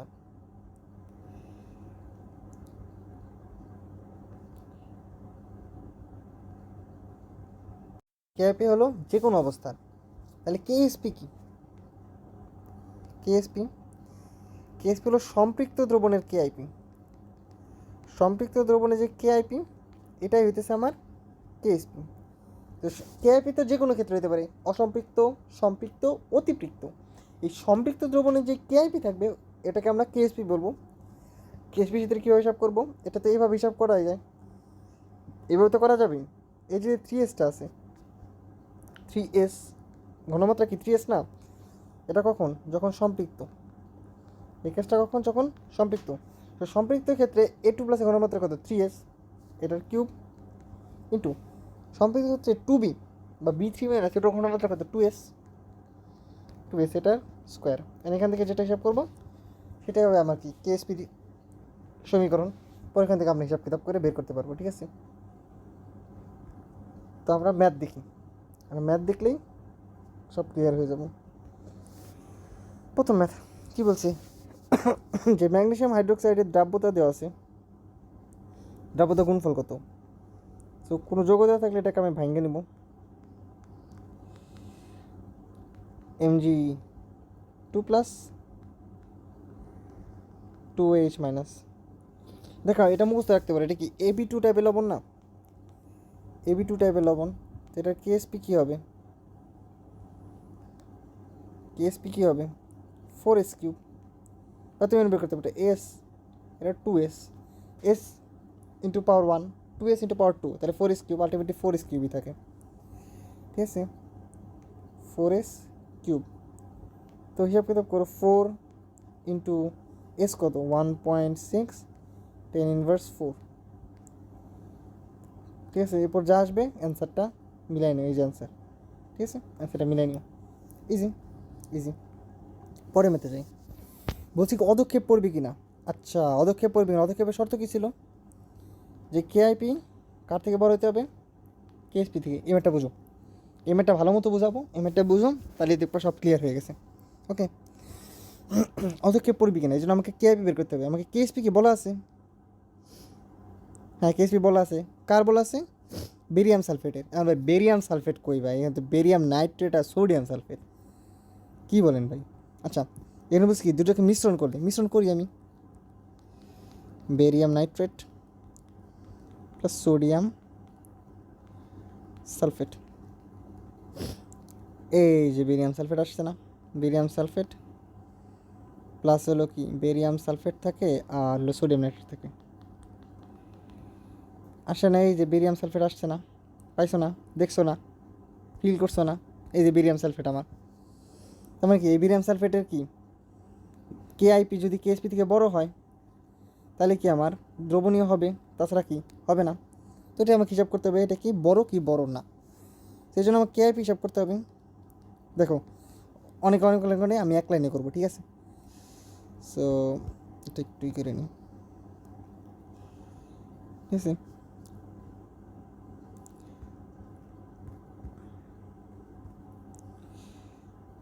আমি এটাকে একটু ছোটো করে নিই, ঠিক আছে? তাহলে সুবিধা হবে আমার।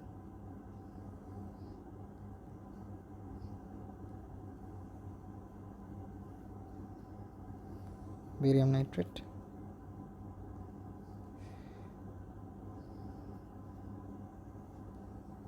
ওকে ওকে, এখন আমরা কেআইপি হিসাব করবো, ঠিক আছে? কেআইপি, কেআইপি কার? বেরিয়াম সালফেটের। তাহলে barium 2 plus into SO4 2 minus, কারণ এটাকে বাংলা কী আসে? Barium 2 plus plus SO4 2 minus, পুরো শখ কি আসে না? তাহলে শখ কি 0 0। এখন দেখো বেরিয়াম কেমনি হিসাব করবো, দেখো হিসাবটা দেখো কেমনি আমি এটাকে বের করি। সরি, দেখো এই যে বেরিয়াম, এই বেরিয়ামটা আসছে কোথা থেকে? এই বেরিয়াম নাইট্রেট থেকে, বেরিয়াম নাইট্রেট থেকে।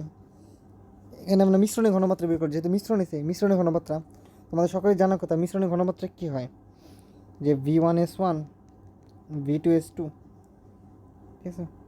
এটা আমি একটু করি, এই দেখো V1S1 সমান কি V2S2, আমাকে S2 লাগে, S2 কি V1S1 সমান কি V2, এই V1S1 বাই কি V2, এখানে V1S1 বাই হলো V2,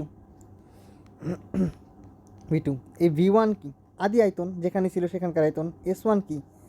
আদি ঘনমাত্রা। আর V2 কি? মিশ্রণের পরের আয়তন, ঠিক আছে? তো V1 কী হবে? আদি, আগে কতটুকু ছিল? 200 ml ইন্টু আগে কতটুকু ঘনমাত্রা ছিল? 4 × 10⁻³ 10⁻³ আচ্ছা ঠিক আছে, বুঝলাম, সবই বুঝলাম। আর মিশ্রণের ঘনমাত্রা কত? 200, 600, তাহলে কত হয়? 800। এখানেও সেম, মিশ্রণের আয়তন তো 800। আরেকটা জিনিস, যে এখানে বেরিয়াম নাইট্রেটে, এই যে বেরিয়াম কয়টা ছিল? একটা গুণ, বা একটা গুণ দিল না হয়, বাট দিতে হবে। এখন দেখো কি হয় সোডিয়াম সালফেটের জন্য।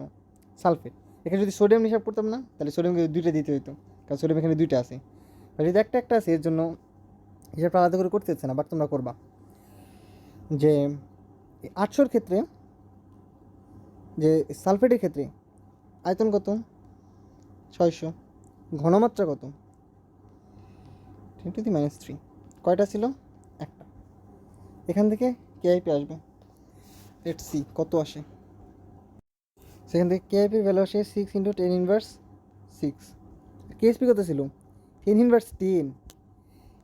1.1 × 10⁻10, অনেক ছোটো, মানে কেআইপি অনেক বড়। তাহলে কেআইপি কি কেএসপি থেকে বড়, তাহলে কী হবে? পদক্ষেপ পড়বে, ঠিক আছে। সো হিসাবটা আরেকবার দেখাই কেমনে করলাম। যে কেআইপি মানে কি? দুইটার গুণফল, শক থাকলে শক গুণ ঘাত হয়ে যেত, বাট শক তো নাই। এই যে বেরিয়াম আর সালফেট, এর শক আছে না? শক নাই। তো ব্যারিয়াম, এই ব্যারিয়াম কোথা থেকে আসছে? ব্যারিয়াম আসছে হলো ব্যারিয়াম নাইট্রেট থেকে। ব্যারিয়াম নাইট্রেটের আয়তন কত? 200। ব্যারিয়াম নাইট্রেটের ঘনমাত্রা কত? 4 × 10⁻3। আর ব্যারিয়াম নাইট্রেট আছে কটা? ব্যারিয়াম আছে কয়টা? একটা। আর টোটাল আয়তন তো 800। আবার সালফেটের ক্ষেত্রে, সালফেটের আয়তন কত? 600। সালফেটের ঘনমাত্রা কত ছিল? 8 × 10⁻3। কয়টা ছিল সালফেট? একটা। হিসাব করলাম 6 × 10⁻6, যেটা অবশ্যই আমার কেএসপি থেকে বড়, তার মানে পদক্ষেপ পড়বে। ইজি, অনেক ইজি, এর ঠিক ইজি ম্যাথ দুনিয়াতে নেই। এই কারণে এই চ্যাপ্টারে লাস্টের ম্যাথগুলো অনেক ইজি, যে দ্রাব্যতা পদক্ষেপ পড়বে কি না, দ্রাব্যতা গুণফল কত, আয়নিক গুণফল কত, এগুলো ঠিক আছে। তো বোঝা গেল। ওকে, এখন আসে সমায়ন প্রভাব। মানে আরেক কেসটা খাইনি, ঠিক আছে, এগুলো আরেক কেসটা খাইনি। সমায়ন প্রভাবটা কি? ধরো যে আমার কাছে এজিসিএল আছে, ঠিক আছে, এজিসিএল আছে, একটা পাত্রে এজিসিএল রাখা আছে। বিফোর, আগে কী ছিল? AgCl, AG plus C L minus, ঠিক আছে, এজি প্লাস সিএল মাইনাস। এখন দেখো,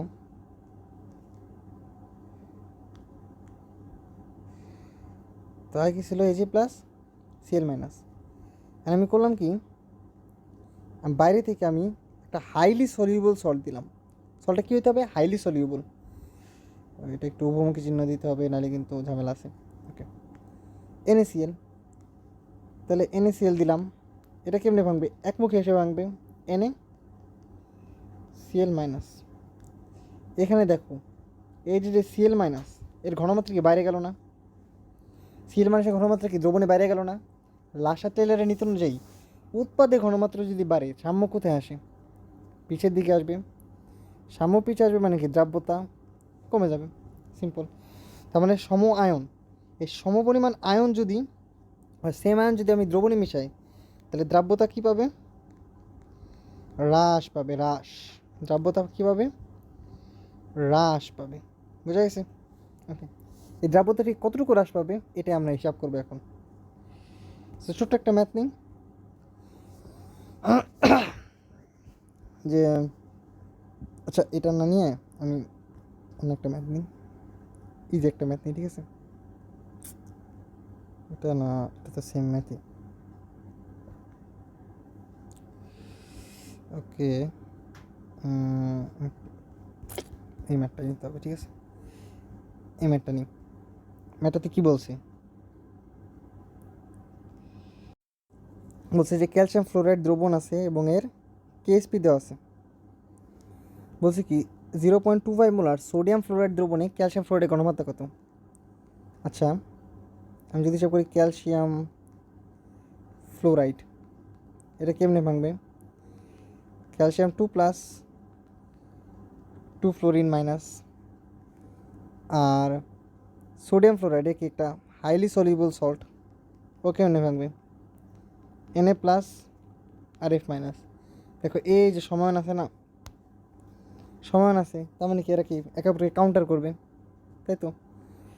এটা একটু নিচে লিখি, একে অপরকে কি কাউন্টার করবে। তো এর জন্য কি এস, এর জন্য কি হয় 2s। আর সোডিয়াম ফ্লোরাইডে, এই সোডিয়াম ফ্লোরাইডে ঘনমাত্রা কত? 0.25, 0.025, 0.025। তাহলে কেএসপি কত আসে? এটাকে আমি S1 ধরি, ঠিক আছে, ফার্স্ট কেসে। আর শালা কি বলছে যে এখানে আমার কাছে দেওয়া আছে ক্যালসিয়াম ফ্লোরাইডের একটা দ্রবণ, এর কেআইপি দেওয়া আছে, বলছে 0.25 মোলার সোডিয়াম ফ্লোরাইড দ্রবণে ক্যালসিয়াম ফ্লোরাইড দ্রাব্যতা কত? আচ্ছা, তো ধরো আমার কাছে একটা পাত্রে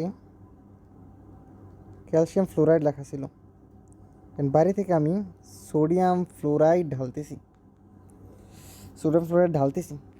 সো আগে আমরা একটা আগের হিসাব করি না, আগে কী ছিল? আগে ছিল ক্যালসিয়াম ফ্লোরাইড সুন্দর মতো Ca2 প্লাস F2 মাইনাস, এই Kb2 টাইপের লবণ একটা, সেটা কি 4s কিউব, তবে কেএসপি। তো এখান থেকে এস এর ভ্যালু আসবে কি cube root of KSP by 4। And এখান থেকে এস এর একটা ভ্যালু আসবে, এস এর ভ্যালুটা কত হয়? Cube root of 11/4, 2.15 × 10⁻⁴, 2.15 × 10⁻⁴। আচ্ছা, ঠিক আছে, এটা বোঝা গেছে।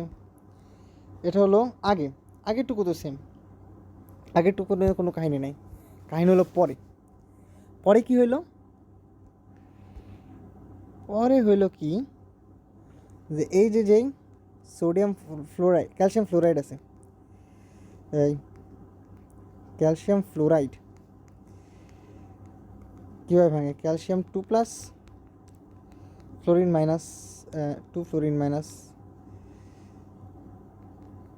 2 ফ্লোরিন মাইনাস, এখানে এই যে এটা হচ্ছে 2 ফ্লোরিন মাইনাস, ওকে sorry, calcium 2 plus 2 fluorine minus. আচ্ছা, 2 ফ্লোরিন মাইনাস আর সোডিয়াম ফ্লোরাইড কেমনে ভাঙে? Na প্লাস আর ফ্লোরিন মাইনাস। দেখো এটা যদি হয় S1, এখন যেহেতু এখানে সমান আছে, এখানে কি সমান ক্রিয়েট হয়ে গেছে না? তাহলে কি দ্রাব্যতা কি সেম থাকবে? না, একটু আগে আমরা দেখলাম সমান ক্রিয়েট হলে কি হয়, দ্রাব্যতা কমে যায়। তো এটা আমি S1 ধরি, এটা তাহলে কী হবে 2S1। আর এই নিচে ফ্লোরিনের দ্রাব্য ঘনমাত্রা দেওয়া আছে আমার কাছে, which is 0.25, 0.025। ওকে, বুঝলাম। তখন আমি কেএসপি রাশিমালা লিখি, কেএসপি সমান কী হবে? কেএসপি সমান কী হবে? ক্যালসিয়াম 2 প্লাস, এটা কি S1 ইন্টু ফ্লোরিন স্কোয়ার, ফ্লোরিনের ঘনমাত্রা কত? 2S1 প্লাস 0.025, তাই না? এটাই না? দেখো S1 ইন্টু এটা কী হবে 4S1 square plus 2AB, 2 into 2 into 0.25, 2 into 2 into 0.25, 2 into 2 into 0.25, 2 into 2 0.025, sorry, which is 0.1s, 0.1s S1 plus হচ্ছে 0.025, এটা square, which is okay, plus 6.25 10 to the minus 4 এটা। এখন এখানে যদি গুণ করে দিই তাহলে 4s1 cube 0.1 s1 square 6.25 10 to the minus 4 s1, এটা কি আমার কেএসপি, ঠিক আছে।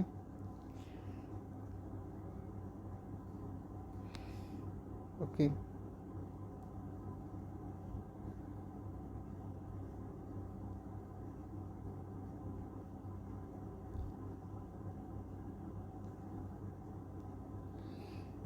এটাকে আমি কপি করে নিই, এটাকে আমি কপি করি। ওকে, পরে পেজটা পেস্ট করি, ঠিক আছে। আমি এটাকে পেস্ট করে দিই, যে এখানে কপি আসছে কিছু জিনিস, স্টিকার না, কপি করি, এই যে কপি। ওকে, এই যে এখন দেখো এটাকে আমার কেএসপি ভ্যালু কত, কেএসপি ভ্যালু হলো 4 10 to the minus 11। আচ্ছা, এখন দেখো এই যে এস, একটু আগে আমরা যখন এসটা বের করলাম হয়ে গেল, এটা কত ছিল 10-4, বুঝছো 10-4 মানে কি অনেক ছোট না? এটা যদি তুমি কিউব করো, এটাকে যদি স্কোয়ার করো তাহলে কি আরও ছুটে যাবে না? বলো 10-2, এটাকে স্কোয়ার করলাম কত হবে 10-4, কিউব করলাম তাহলে কত হবে 10-6, তাহলে কি ছোটো হয়ে যাচ্ছে না? তো ভগ্নাংশ সংখ্যাকে যত ছোট করবা তত কি ও ছোট হইতে থাকবে, তাই কি এই সবগুলো কি শূন্যের কাছাকাছি না? এই সবগুলো জিনিসকে আমি শূন্যের কাছাকাছি বলে শূন্য বলে দিতে পারি, শূন্য করে দিতে পারি। তার সাথে থাকে কি 6.25 10 to the minus 4 s1 4 10 to the minus 11, সেখানে s1 এর ভ্যালু কত আসে? 4 10 to the inverse 11 by 6.25 10 inverse 4, 6.4 10 inverse 8, 6.4 10 inverse 8, এটা আসে। আর একটু আগে পাওয়া আমার যে এস ছিল, এটা আমি এস পাইছিলাম, একটু আগে আমি এস পাইছিলাম, সেটা কত ছিল? একটু আগে আমি এস পাইছিলাম, এটা ছিল হলো 2.15 10 inverse 4, 2.15 10 inverse 4। আচ্ছা, ঠিক আছে। এখন দেখো যখন আমি সমান মিশাই নাই তখন ছিল 10 inverse 4, 2.5 into 10 inverse 4, আর সমান মিশানোর পর এটা এগুলো 6.4 10 inverse 8, 10 inverse 4 থেকে 10 inverse 8 হয়েছে, কমে গেছে। দেখছো আমরা সমান মিশানোর ফলে দ্রাব্যতা কমে গেছে। তো আমরা ম্যাথমেটিক্যালি প্রমাণ করে দিলাম যদি সমান মিশানো হয় তাহলে দ্রাব্যতা কী হয়, কমে যায়। এটা আমার কি মাইটি অ্যান্সার। ওকে, বুঝে গেছে এই ম্যাথটা। আর পরে ম্যাথে কী বলছে, সাম্যাবস্থায় ক্যালসিয়াম 2+ হাইড্রোক্লোরাইড দ্রাব্যতা, এটা তোমার হোমওয়ার্ক, এটা এই যে একটা ম্যাথ, এটা হোমওয়ার্ক, এটা বাসায় করবা। সাম্যাবস্থায় মানে কি, যখন এই যে প্রথম অবস্থায়, এই যে এই অবস্থায়, এটা আমার কি সাম্যাবস্থা, যখন কিছু মিশানো হয় নাই, তো তখন কত এটা হিসেব করবা। এটা কি দুটি কি আমার এস, যেটা আমরা অলরেডি বের করছি এস, ঠিক আছে, ইজি। ওকে, তো এই ম্যাথটা বুঝছো কী করলাম, যে এটা তো প্রথমে ছিল এস, প্রথমে তো এস ছিল, যে যখন মিশানো হয় না কিছু তখন কি ছিল 4s³ কেএসপির মান, তো 4s³ হইলে এস এর মান কত ছিল 2.15, আর যখন সমান মিশানো হয়ে গেল, যখন আমরা সমান মিশাই দিলাম, যেখানে সেটা 2f মাইনাস, এখানে f মাইনাস, যেখানে ঘনমাত্রা 0.025, তো এখানে হিসাব হলো s1 into 2s1 into 0.025, for এখানে আসলো কি এই 4s³ 0.01 s², এত এখন এস কি এমনিতেই টেন্স টু 0, তাহলে s² s³ কি অলমোস্ট 0 হয়ে যাবে না? অলমোস্ট জিরো হয়ে যাবে। তো এগুলোকে আমরা জিরো বলে দিতে পারি, এটাকে জিরো বলে দিতে পারি।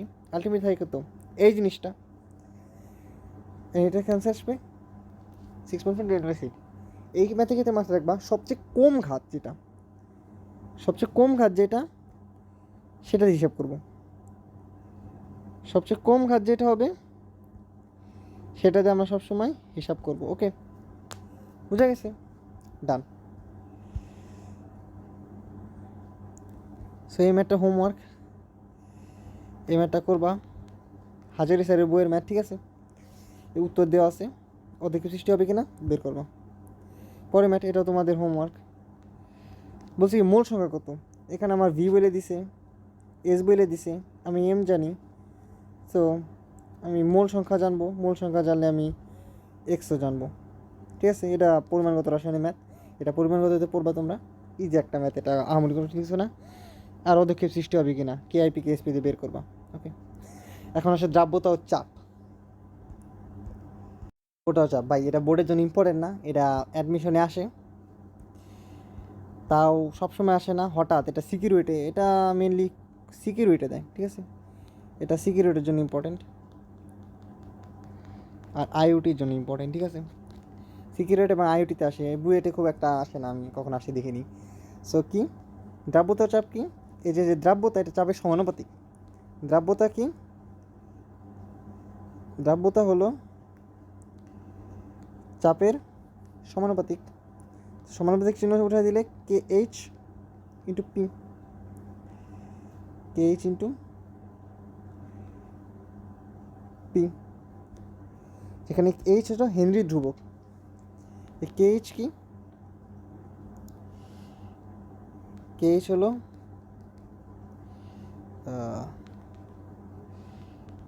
কে এইচ হলো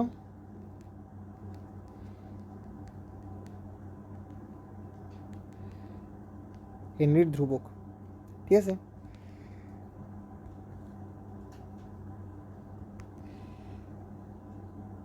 কে এইচ হলো হেনরির ধ্রুবক,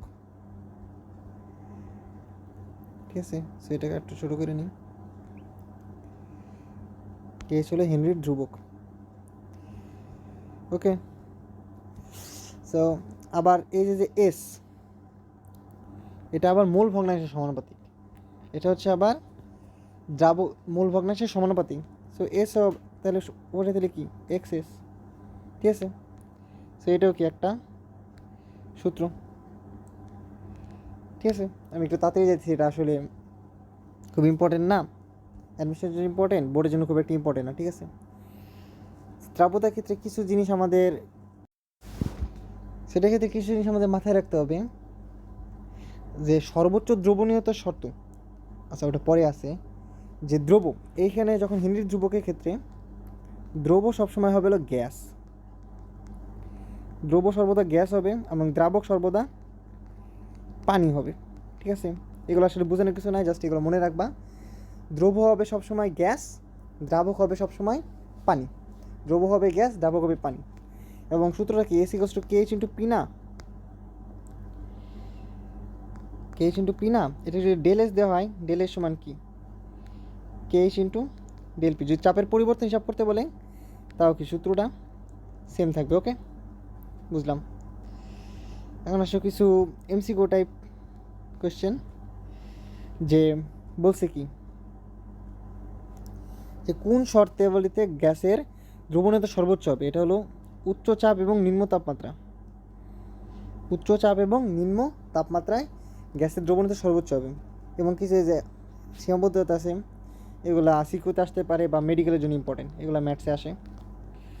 হেনরির সূত্রে সীমাবদ্ধতা আসতে পারে, নাও আসতে পারে, আমি সেটা বলতে পারতেছি না, আপনি মেডিকেল প্রিপারেশন নিই না। বাট এগুলো পরে লেখা যায় যে তরলের ভিতর গ্যাসের দ্রাব্যতা খুব বেশি হলে, দ্রাব্যতা যদি খুব বেশি হয়ে যায়, আচ্ছা আমি একটু এটাই হিসাব করি, ঠিক আছে?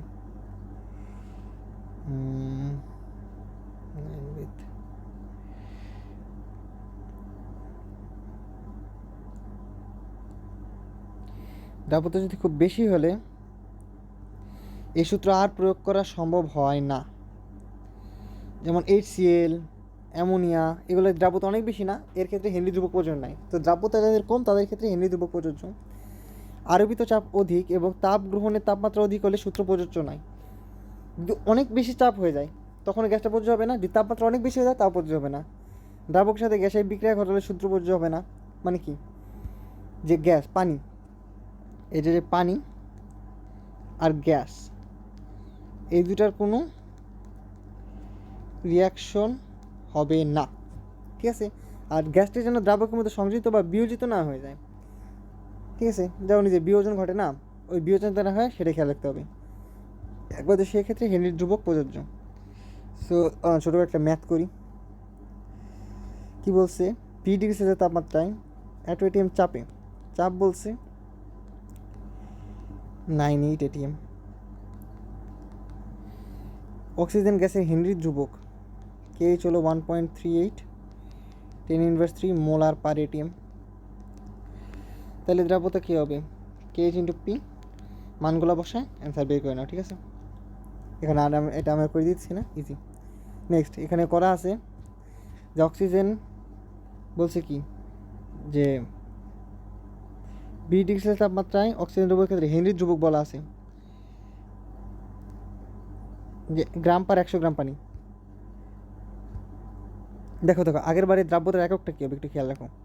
এটা ATM, এটা একক কি, মোলার পার ATM ইন্টু ATM। ATM কাটাকাটি, এটার একক হবে মোলার। বাট দেখো এটার একক কি, গ্রাম পার 100 গ্রাম পানি।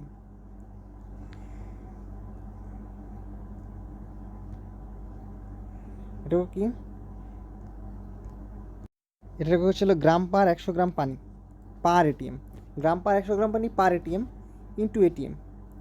এটা হচ্ছে গ্রাম পার 100 গ্রাম পানি পার ATM ইন্টু ATM। তাহলে অ্যান্সার কী আসবে, গ্রাম পার 100 গ্রাম পানি, ঠিক আছে।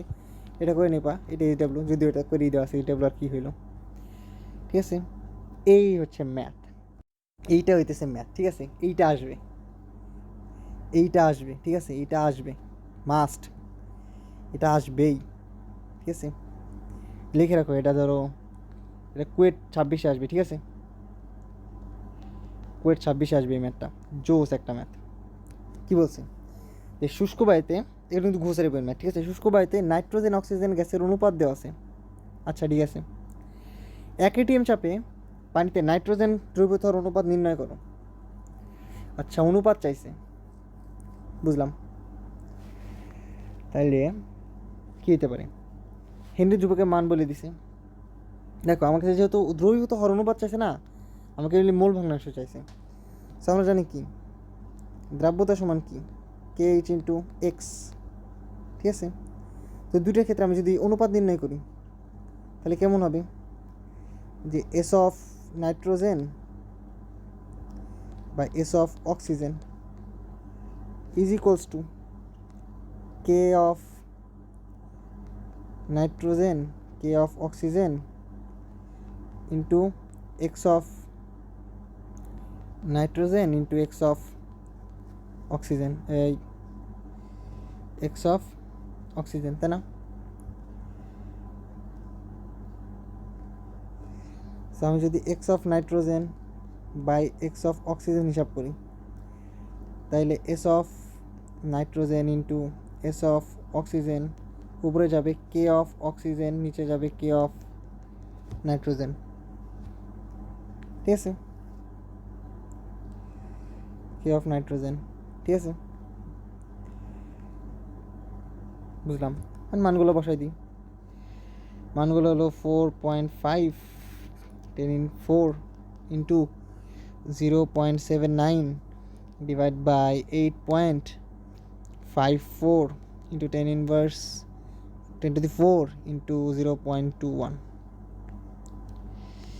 জায়গা কম দেখে একটু কাট করে ছোটো করে নিতে হইতেছে, সরি।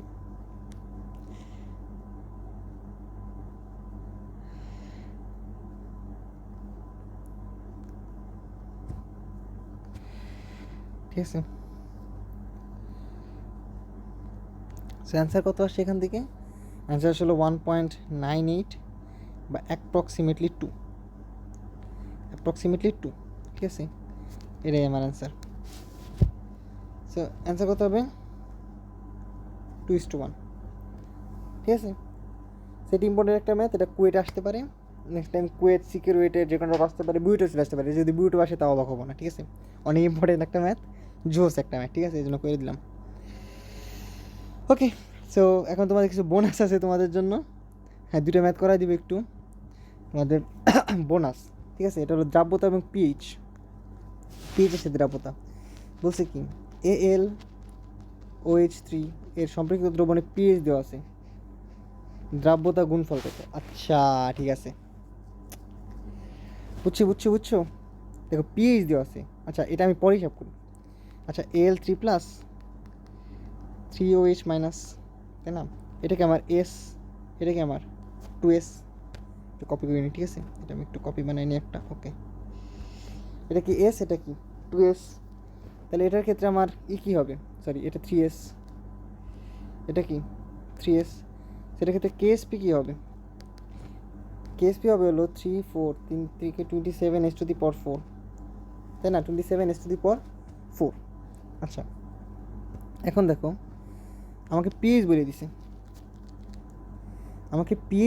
তার মানে কি আমাকে H+ বলে দিছে, তাই না?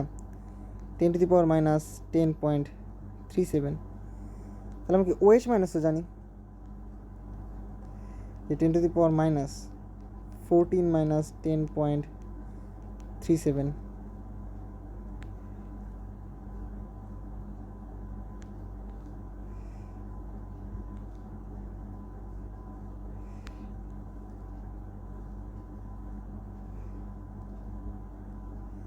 তাহলে এটার অ্যান্সার হবে 10⁻14 - 10.37, which is 3.63, ঠিক আছে, 3.63। ডান। ওকে, তো আমি কি OH মাইনাস জানি, অ্যান্ড OH মাইনাসের ঘনমাত্রা একটু আগে আমি কী দেখলাম, 3S না, সেটা সমান কি 3S, 10 - 3.63। তো কি এস কত হবে, 3.63 ডিভাইড 3। ওকে, তাহলে কেএসপি কত হবে, 4S3, সরি 27s⁴। তাহলে 27 ইন্টু 10⁻³ 3/3⁴। এখানে অ্যান্সার কত আসে, যে 27 into 10⁻³ divide 3⁴, which is 1 into 10⁻⁻15। এটা হচ্ছে আমার কেএসপি, অ্যান্ড এটাই আমার অ্যান্সার, ঠিক আছে। মজার একটা ম্যাথ ছিল। এখানেও সেম, যে তাপমাত্রায় পিএইচের মান সর্বোচ্চ কত হলে অধক্ষেপ পড়বে না, ঠিক আছে। যে MgOH2 এ কেমনি ভাঙে, Mg2+, 2H মাইনাস এস, এটা কি 2S, ঠিক আছে। এটা আমি একটু তাড়াতাড়ি করে দিচ্ছি, এটা একটি যে এটা খুবই লুল্লু একটা ম্যাথ। S2S কত সর্বোচ্চ মানে কি আমার কেএসপি, আমার এস হিসাব করতে হবে।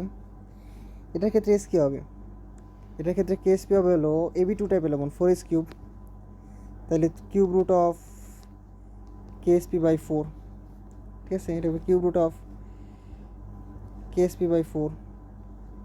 আচ্ছা বুঝলাম। তাহলে এসের ভ্যালু কত হবে, আমি একবারে বসাই দিই, cube root of KSP/4, which is 8.9 10⁻12/4, which is 1.3 10⁻4, 1.3 into 10⁻⁴। আচ্ছা, তাহলে এটা কি আমার দ্রাব্যতা, এটা আমার দ্রাব্যতা। তাহলে OH মাইনাসের ঘনমাত্রা কত, 2S, বা এটা ডাবল 1.3 10⁻4 ইন্টু 2, বা 2.6 10⁻4, 2.6 10⁻4।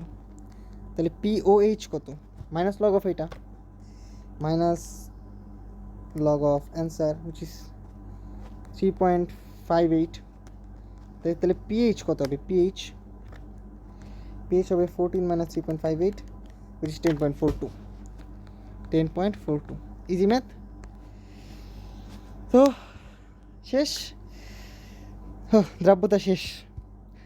তাহলে আজকের মতো দ্রাব্যতা শেষ, 50টা স্লাইড করলাম, ঠিক আছে। তো দ্রাব্যতা শেষ, তোমাদের বোর্ড পরীক্ষার জন্য যা দরকার সবই কভার করে দিয়েছি আলহামদুলিল্লাহ।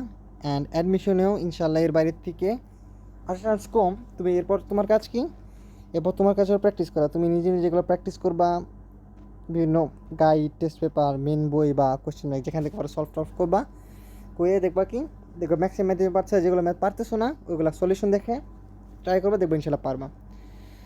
সো এই পর্যন্তই, আল্লাহ হাফেজ, সবাই ভালো থেকো, আসসালামু আলাইকুম। নেক্সটে আমি এটার সেকেন্ড পার্টটা নিয়ে আসবানি খুবই তাড়াতাড়ি, তার আগে আমার অন্য চ্যাপ্টার আনতে পারি, বলতে পারতেছি না।